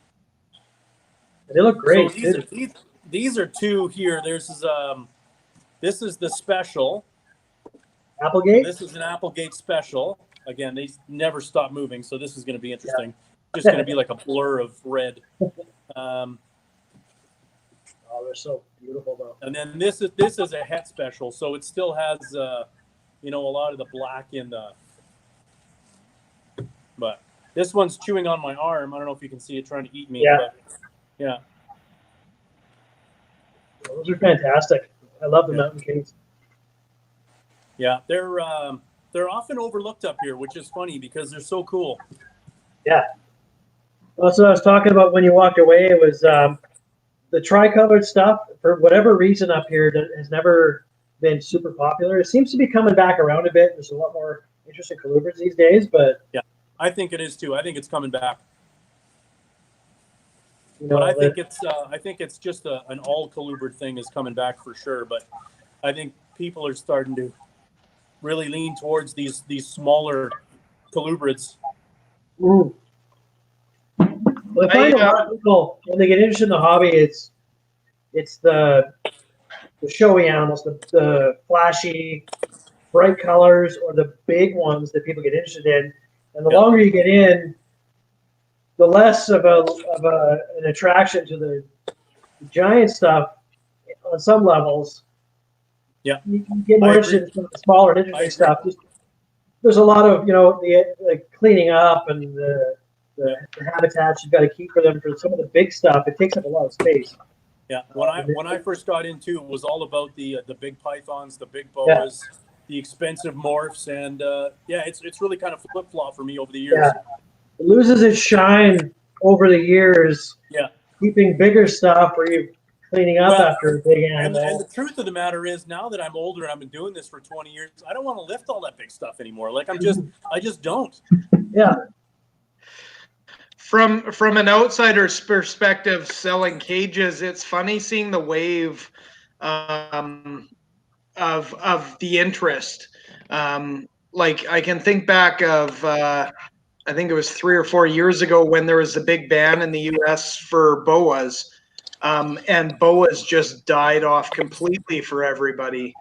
But it's nice to see people still working with them, and then like for lizards, like going from leopard geckos going to the shows, and it's like tons of breeders selling leopard geckos, then bearded dragons, then crested geckos, and like how those waves have like changed over the years, but then things resurge again. It's kind of interesting. It's all cyclical. Like even the leopard geckos, like maybe like 10 years ago, it was tables and tables, and then they were gone. And it's crested geckos and other stuff, and now you're starting to see stuff come back, and it's like everything. It all comes back. 20 years ago, leopard geckos became like, every other table was leopard geckos at a show. And then 10 years it resurged again, like as these morphs start coming into play. Like it's from an outsider's perspective, it's very interesting in that sense, like seeing where the trends are. Yeah. No, absolutely. And it's like, that's why I always tell people, don't worry about what's popular or whatever now. Like keep what you like and want to work with and passionate about, because that'll come back around. Like you'll become known for being somebody who's producing quality. If you're looking to breed and stuff instead of just keeping, you want to breed stuff that you have an interest and passion with, and you'll become known for being a person that's producing quality animals of that particular kind. It'll come back around. There's spots where they're less popular, more popular. Don't worry about that. Don't chase the trends. Just do what you want to do, and that all works out in the end. Yeah. Well, I was going to liken that to the bearded dragons. Like, while bearded dragons are super popular, you get like say 15 vendors selling at a show, and they say that, oh, like it was an all right show. I didn't sell that many. I thought I'd sell more. And then the year later, all of a sudden, half those vendors who thought they'd get rich disappear. And the next year, everybody's like, "Where's bearded dragons?" They're like, "I can't find them." Yeah. It's like it's so crazy. What do we got there, Ty? Well, I thought you might recognize this guy from your lineage there, the northern pine. Yep.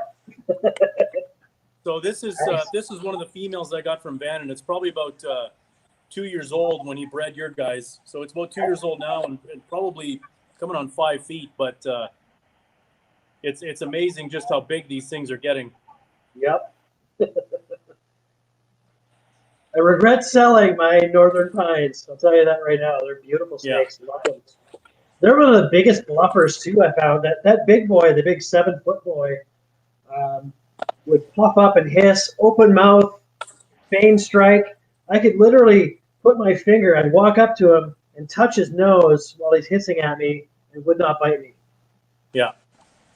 Yeah, I've never been bit by these guys, but they do huff quite a bit when they're when they want to tell you something, that's for sure. But never hiss is struck at. so loud. Oh, they can really make some noise when they want to. Yeah, they sure can. Yeah, but beautiful snakes though. Oh, gorgeous. Yeah. So your lines are still going. They're still out there. So nice.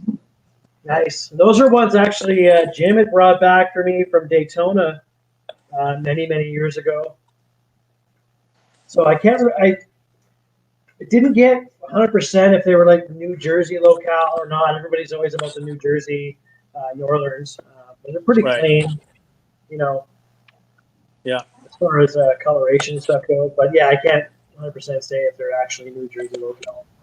Right. Yeah. Well, I just wanted to show you some of your offspring here because they're so cool. I appreciate it. Those are great snakes. I love them. That's the closest thing for we're us kind of in between animals. Here's a good question: would you keep venomous if it was legal? So while Ty's getting, I will say yes to Gila's. Venomous lizard. As far as snakes go, I mean, I've got Malagasy giant hognose or rear fang venomous, technically not significant or dangerous to humans. As far as potentially lethal or dangerous snakes right now, I mean, I've got 2 young kids. So for me, I would not. At this point, when the kids move out, I don't know. I mean, there's, again, stuff like king cobras are so amazing. If we keep them here, that might be something that would change our mind. And then some of the rattlesnakes are really amazing too. So probably, maybe, for sure, the venomous lizards, I would be 100% on board with. Venomous lizards, because I've interacted with them before and seen how they are. I mean, I've seen videos that make me think otherwise, but based on our experiences, I would probably consider them for sure because they'd be an amazing display animal. I'll let Tyrone answer before I finish what I'm gonna say, based on our Portland show experience.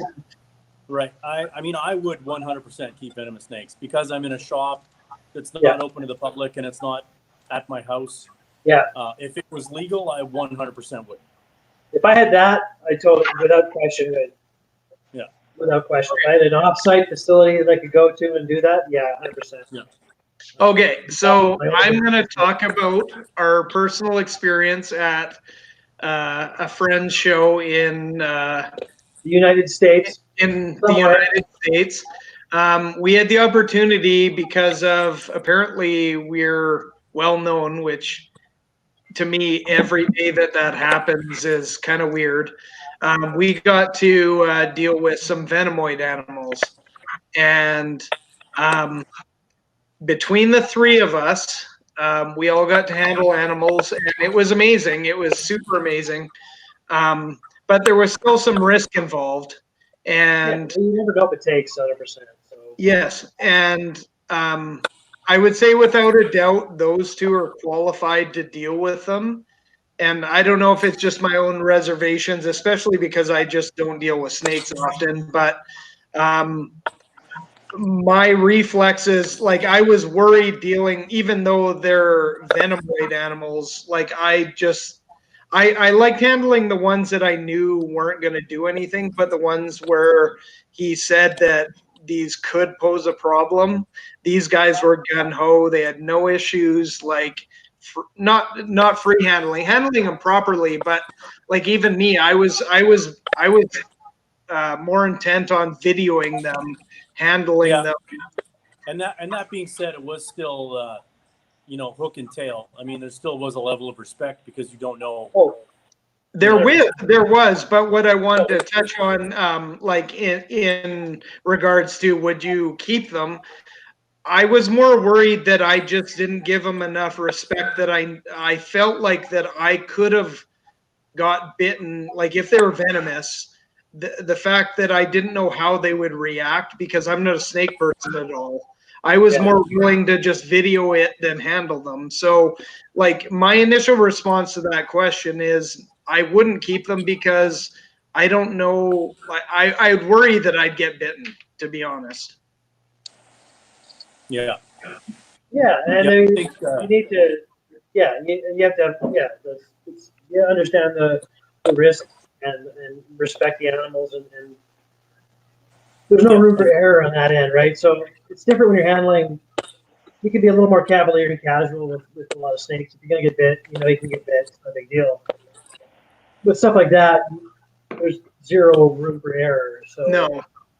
I think that for me, that's what worries me the most is there's no room for error, and I'm just too forgiving and trusting, especially just because I don't deal with snakes on a regular basis. So, they make such amazing display animals, but it's not something I don't have the experience that I would trust myself with on my own. Yeah, right. for sure. You guys seem naturals, and I hated it on the next day when you guys got to like take stuff out of the bins on your own. And I'm like, yeah, nope, I'm not going to deal with that. I'll just video. That was Yeah. And I mean, not that I have a lot of experience with venomous snakes or venomoids, but I mean, I have a lot of snake experience. So that comes into play, just being able to read an animal and knowing kind of what they're going to do based on their movements. It comes in handy. Yeah, like the hooking the cobras and stuff for me was huge. I love that so much. That was just. And then, I the opportunity if I to was do going to that. keep venomous stuff, I wouldn't keep cobras because to me that's just one of those. They're just too big, right? Yeah. I mean, I would need to have. It would have to be the right situation, the right stuff set up, right protocols. Okay. So let's pose that question for you two then, because I'm already out. But if you were to have a venomous snake, what would it be? I like the idea of keeping all of those little arboreal bush vipers and stuff. Ooh. Yeah, I see like having like a wall of 2x2s lit up with live vivs and having all of those little dudes hanging in there. I think that would be what I would do. Or the smaller species of rattlesnakes, sidewinders, or horn vipers. I think that's probably where I would be. That's where my interest would lie. For me, but the cobras for me, just the intelligence and there's still that there's the Egyptian cobras I would love to keep, and there's that was a huge cool thing there. Yeah, the rattlers would be awesome. And for me, King Cobra. I mean, they're just the epitome of. Yeah, that's the king. I mean, that's again, it would need to be set up right, huge and close. Like it would have to be the right situation, which would never happen where I live and in this this lifetime. But my just touching on our experience. out of all those animals I held, having that picture of me holding a sidewinder, like a sidewinder to me is the coolest thing. But They look so cool with the little horns over the eyes. Yeah. like not even a great picture, but just knowing that I got to hold a sidewinder was pretty cool. But King Cobra, obviously being able to interact with and seeing how smart they are up close and personal is like probably that one being able to interact up close and personal. And then Chris in the last show, the spitting cobras in that trailer, and seeing how aggressive it was, and like all the stuff on the screen on the front glass, knowing that it was not happy with all that, like all the people walking through, was pretty crazy for me. Yeah. Yeah, we're lucky. Just, I mean, partly because of the show, and we got to experience some of that stuff. So that's really thankful for that. But yeah, it was just Okay, so moving along. Can't do too much more on that. We're kind of dying out here, but moving along, just because I actually am super, like I've had a lot of fun tonight, and I want to keep it going. This was going to be a 30-minute episode, but we've had a lot of people tonight. That was our plan. Keep it short. Our plan was keep it short, keep as many people interactive, quick term, and then bust out, and it didn't happen. But all three of us love to just talk shop and have drinks. Joe Birch is saying dream. It's funny because this has actually been discussed very recently. Dream herping destination and cities you'd like to see. Tyrone? I mean, I've been to Costa Rica, but I would like to go back and do more with the areas that I didn't hit. And I think that's something that we've talked about, maybe, doing this year as a group. Species I'd like to see. I mean, it's endless. I mean, I would like to see anything in the wild, really, in its natural habitat. Is a huge.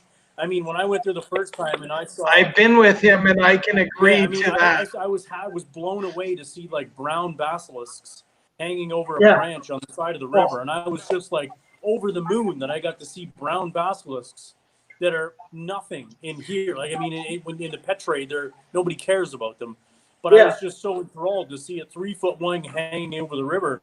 I think anything in its natural habitat is as a keeper is a dream come true. Yeah, for me, same thing. Literally everything. Like when I was in Florida, I was excited to see brown anoles in the vegetation at the hotel. Like just anything, anywhere, like Africa, Australia, South America, Central America, anywhere. Like, and even like there's a lot of places in North America where there's so many cool. Like I can't narrow it down. Yeah, I would just anywhere. With the opportunity to go out, like again, he lives in North America or Mexico, like forget it. Arizona, California, like man, just there's just so many things. Wherever we go, I'm like, I just want to go. Well, and that's something we've kind of incorporated into places we've gone, whether it be Oregon or California or wherever. That we've kind of hit these pockets of, well, Greg and I in the Bahamas, we're exploring islands looking for lizards and snakes, and Oregon at Gary's place. Yeah, I mean, it's just we're always kind of turning over boards, and it's just kind of that natural kid part. Kind of, you want to find stuff. It's always exciting to find, whether it's a little lion skink or a garter snake or whatever. I mean, it's always, that's the coolest part. Okay, it's funny because of course this has sparked a lot of comments.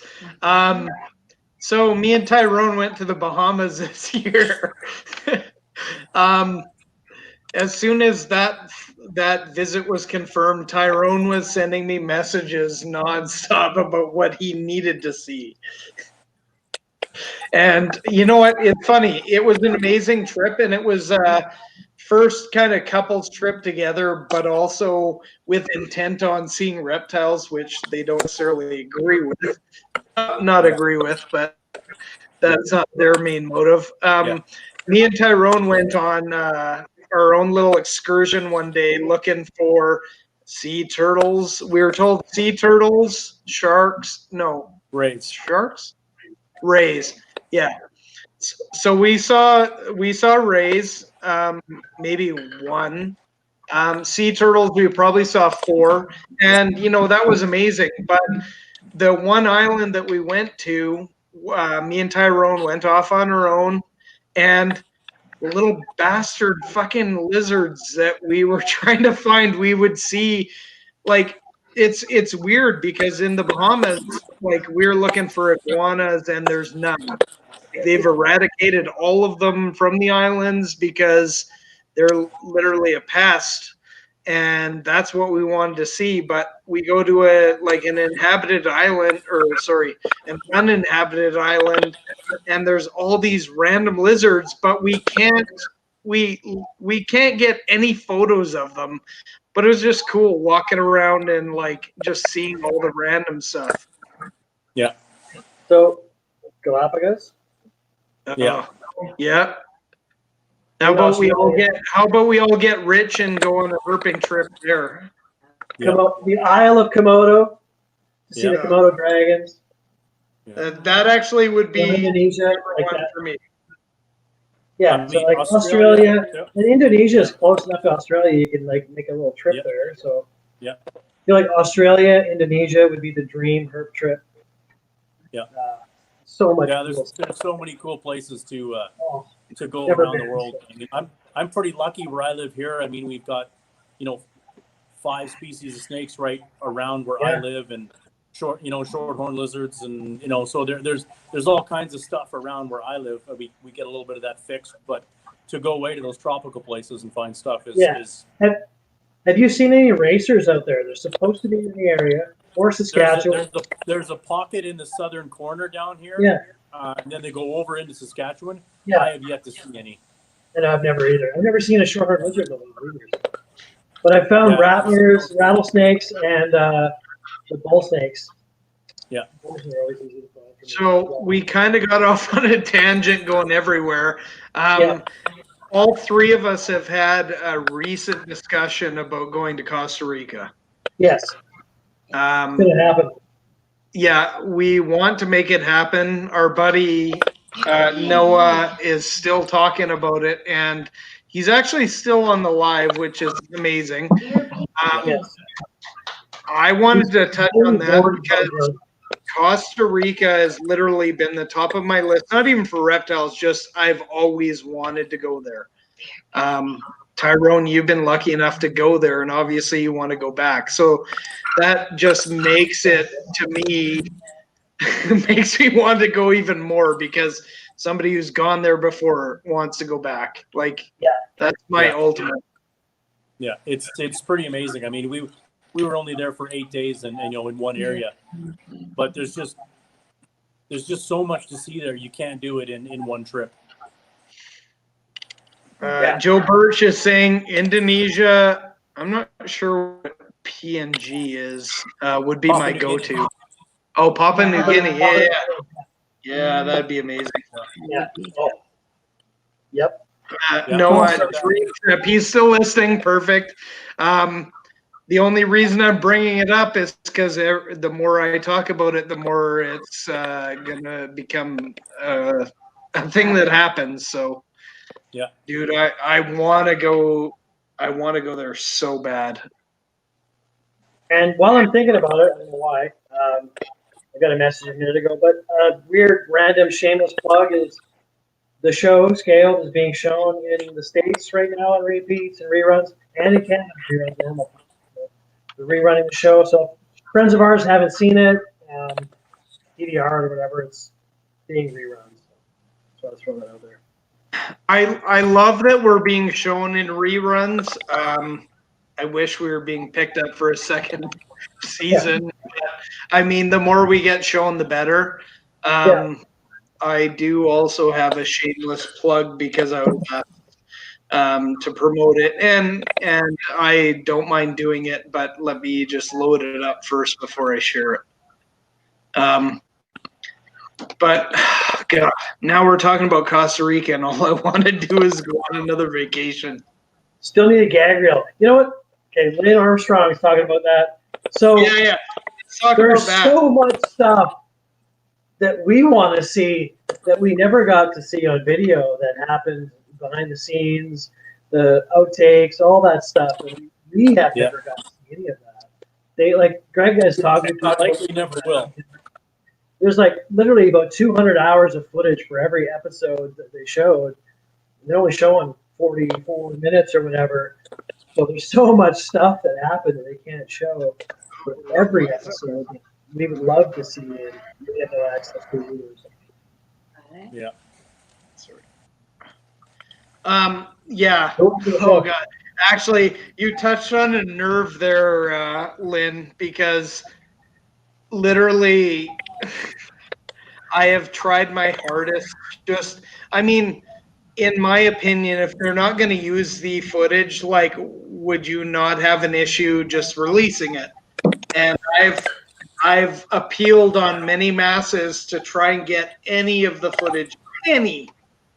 We have a couple like short little videos that would actually be hilarious, and maybe we'll release those. But those don't even touch on the amount of funny things that happen during filming that literally will probably never see the light of day. Yeah. No. I mean, I can touch on, like, we can talk about it to no end. There's no point wasting time. But there's at least 3 legitimate scenes that could literally be filmed over 30 minutes with the footage they got, and we're cutting a lot of stuff out that would be amazing and would be worthy of a TV show. And it was funny. There was one specific day to me that actually made the filming worthwhile, but also relative to the way that we actually ran stuff. It was a Friday, and it was weird. It just randomly happened. It wasn't planned. And I want to see the footage of this day. I don't even care if I can't release it or can't do anything with it. I literally would be okay with just doing it. And it frustrates me to no end that I'll never see any of this footage because it was so natural and it was so fitting towards the way Cornell's World Shop actually runs that it's actually sad. It's actually sad that it will probably never see the light of day. And like, I could pull footage from like what they've shown to everything, but that one day was literally Cornell's World summed up. So that was the same day. Like, it's the wiener in the bunghole. That was the same day he did the barrel race with Rachel. It was like the cricket. I think it was the same day too. I don't know if that was it. I don't know if the cricket was the same day, but I mean, all those fell into line as grouping together. Cutting the barrels. That was the same day. I don't think that was the same day, but I would group all those together. Just because, I mean, we're fun-loving when it's a little bit more slack. It's way more relaxed, and it's about having fun but getting work done. And that Friday summed it up, including the camera guys, as to how that we actually not reality show wise, but how Cornell's World ran. It was just all completely random, and it was fun.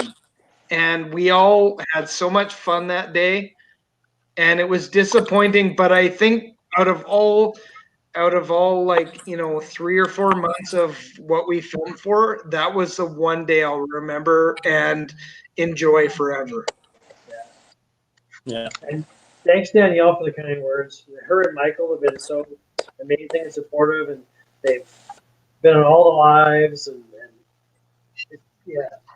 we've been really lucky to have like a real dedicated following of people. Hey, Chris, sorry to cut you off. Okay. Jack's in the house.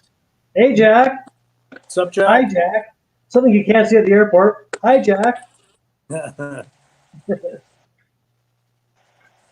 Jack, you came in late. We miss you, Jack, and hopefully we can come see you in January.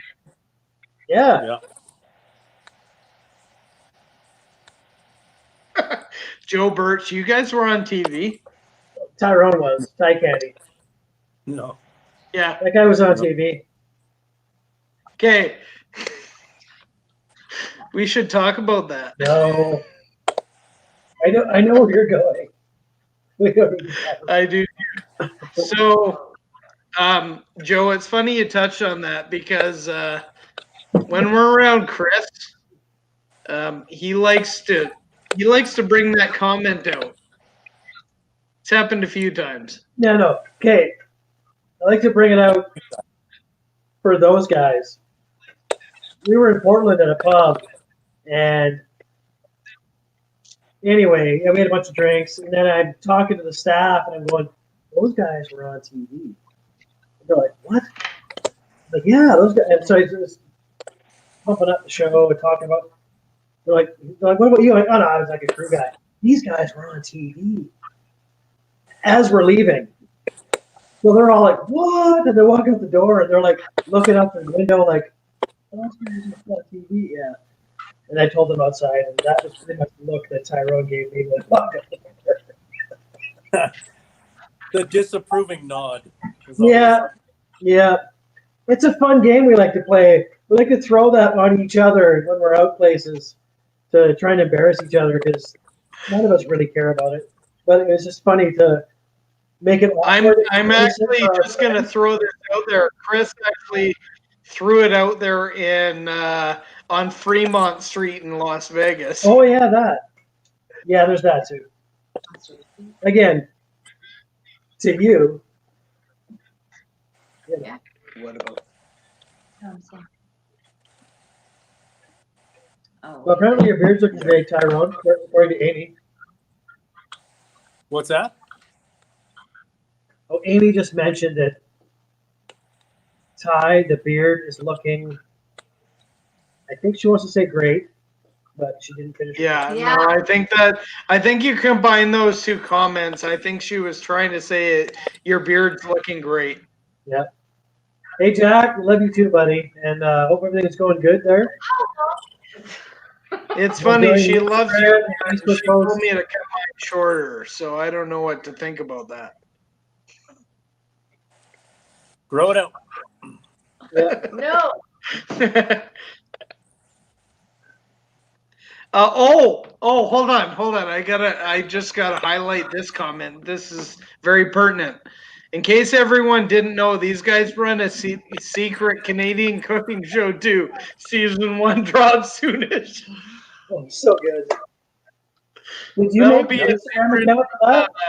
That'll be a different Facebook Live show for the 13 people who are still watching. Mhm. Oh, now we're down to 12. Us pointing at random food items. Well, to be fair, it's been 2 hours. This is an hour and a half longer than we thought it was going to be. I know, yeah. I think we should probably wrap it up soon. Yeah. Yes. Do you have any questions or comments or?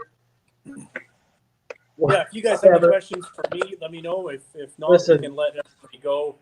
I think it's important to tell everybody that we know everybody's stuck at home, but we appreciate them tuning in for Yeah. 100%. for half an hour, 20 minutes, or an hour, whatever they can spare to hang out with us. I mean, it means a lot. So Yeah, like I'll reflect your sentiment because, I mean, Yeah. we actually planned this to be 30 minutes. Let's try and get as many viewers as we could. We're going In and out on quick. Nope. Never 2 happened. hours and 4 minutes, and I'm glad that we still have a few people hanging on. We appreciate it. I mean, we're not doing this for getting famous. We're doing this because we actually love reptiles, and we appreciate, getting it to interact with a bunch of people with the same interests. So Yeah, and it's fun to interact with you guys. So like we love the comments. the shots you guys taking us, all the fun, like that's stuff we love. Like we don't want this to be like a I don't know, like a podcast or something where it's like you're just listening to us talk. We want you guys to interact, questions, comments, all that stuff. Like this is for us, it's kind of like us hanging out in a pub, and you guys are all with us.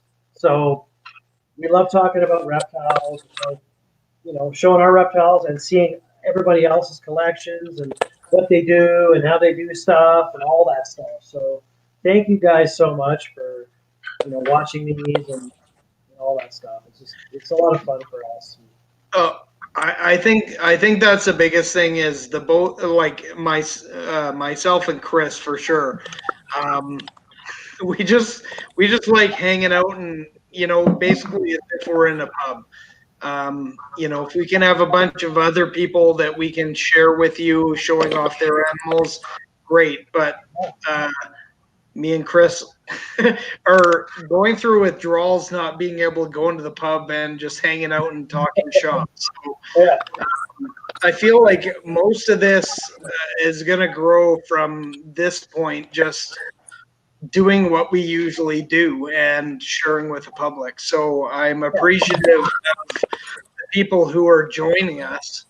It's amazing that we've had as many people as we've had share the love of reptiles, but literally just talking shop. And the people that watch after, like it blows my mind that the people that watch the stuff after. So thank everyone that takes the time to watch these knuckleheads talk about reptiles. It blows my mind. So I'm going to include Tyrone in that comment because he's living 2.5 hours away from us. Otherwise, he'd be there right there with us.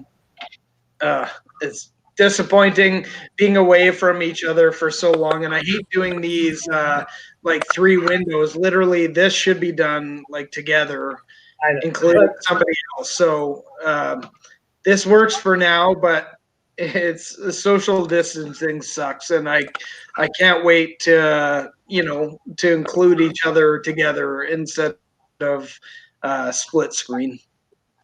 Yeah, and I think we're gonna try moving forward. Like we're gonna try and get tie-in on these too. Like I think it's just fun to have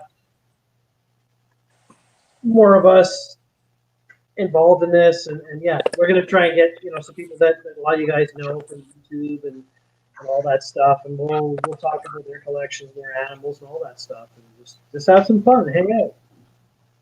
Yeah.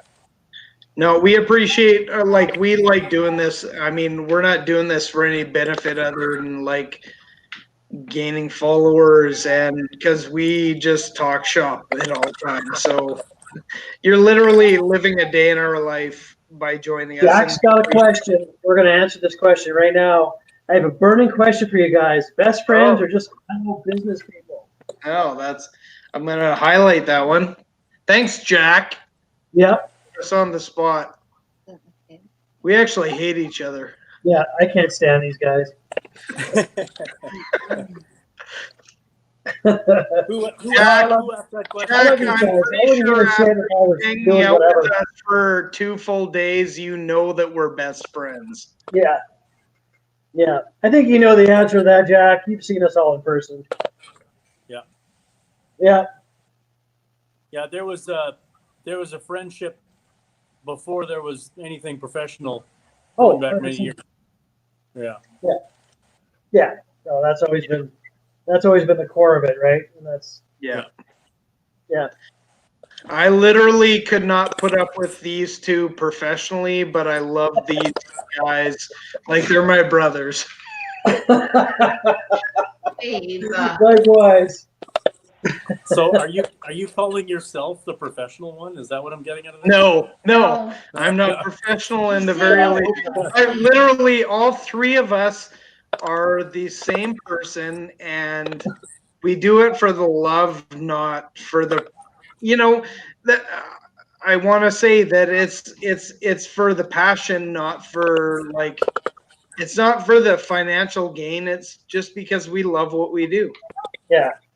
And to touch on what Danielle mentioned there, I'm really happy that if we in any way help spark your guys' interest in reptiles and stuff, then awesome. That's really when we were doing all that stuff and started with the show and stuff. If we could help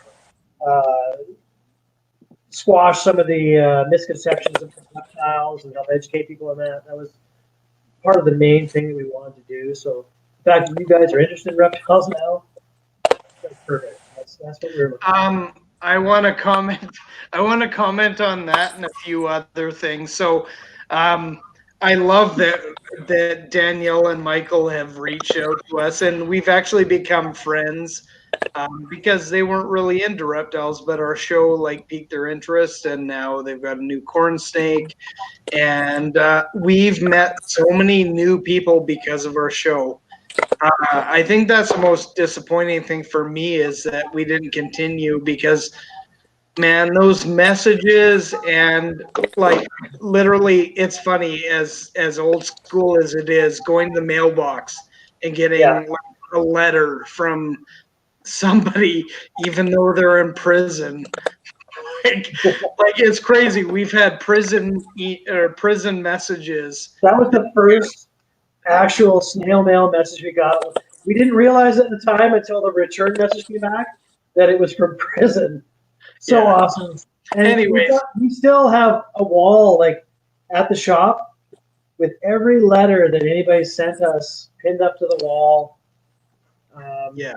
No, it's just cool that people would take the time to actually write out stuff and send it. Like that's amazing. So thanks, guys. It's funny because we're all family oriented, and that especially those ones that have reached out as families, has I'd say touched our hearts. That we've actually reached out and we've had a few involvements that have been pretty amazing. And I'd say that because the show didn't get renewed, that was one point that was amazing for me, was just those like feel good stories that we got to hear, that we made a difference or hoping that we could help them. I wish we could, but we can't. The recording of the show was relegated to their choices on what we touched on, but those feel good family stories for me was the most amazing part of it. Like hearing how we touched those people that we don't even know about was pretty amazing. And I think that was the hardest part of us not getting renewed, that we couldn't touch back on those emails that we got on people that we wanted to help. And Danielle, yes, we kept your wedding invitations. Oh, yes, it is. Yeah. Yep. It's on the wall. Danielle, I never talked about it to you, but you would not believe the extents that I went to try and make it to your wedding just to surprise you. We had plans that we were going to go to Tinley and then fly from Tinley to your wedding.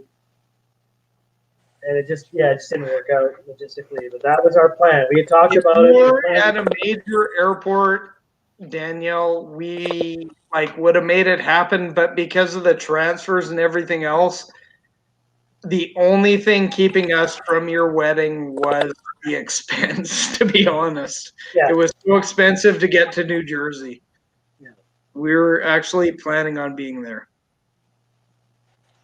But we have made a lot of great friends and just because of the show. I mean, the amount of people that we still keep in contact with, whether it's the crew or customers or whatever. I mean, it's really crazy.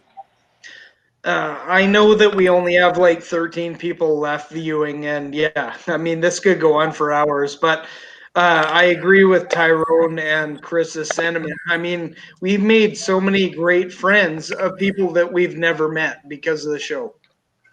We had an amazing opportunity, and we're so thankful for even just getting the opportunity and even seeing that it made the light of day, and then made those contacts of people that felt that we were somebody they could relate to. Like that experience in itself was amazing.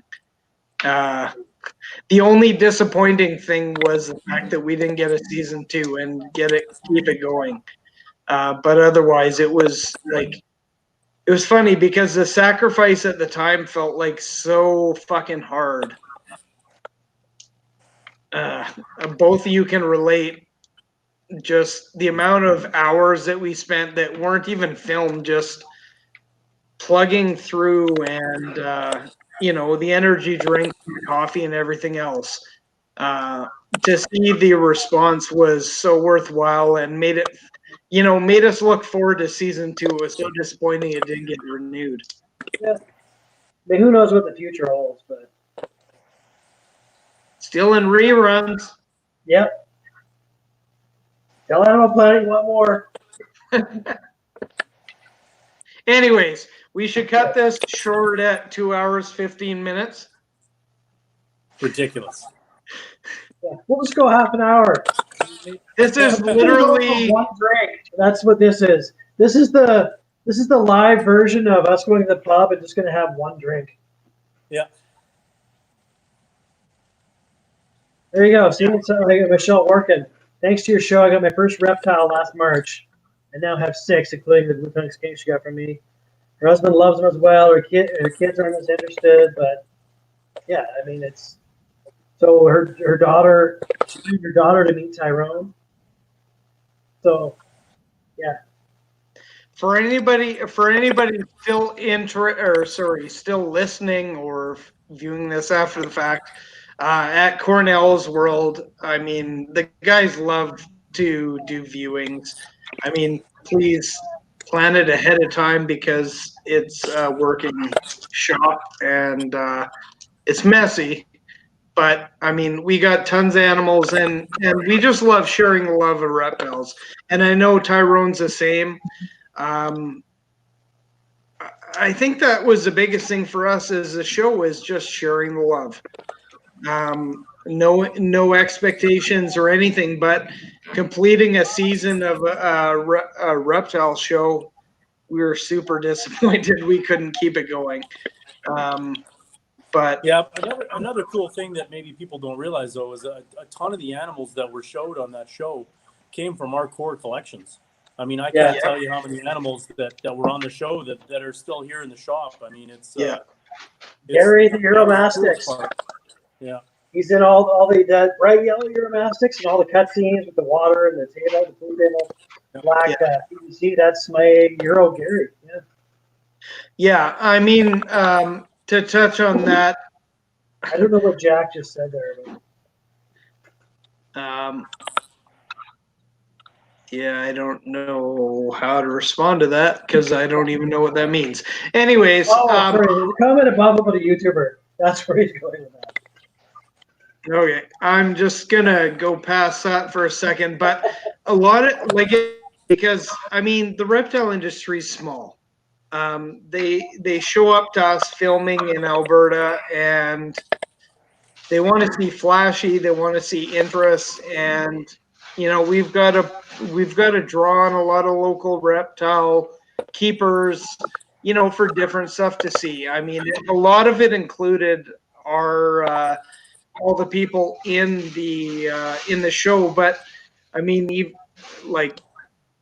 had to draw on a lot of different animals, and that's somewhat limited. And it was really cool to be able to do that. But there was so much more different variety to draw on to extend this season, multiple seasons is kind of disappointing. To that point, Greg, I have 4% left on my phone. So yeah.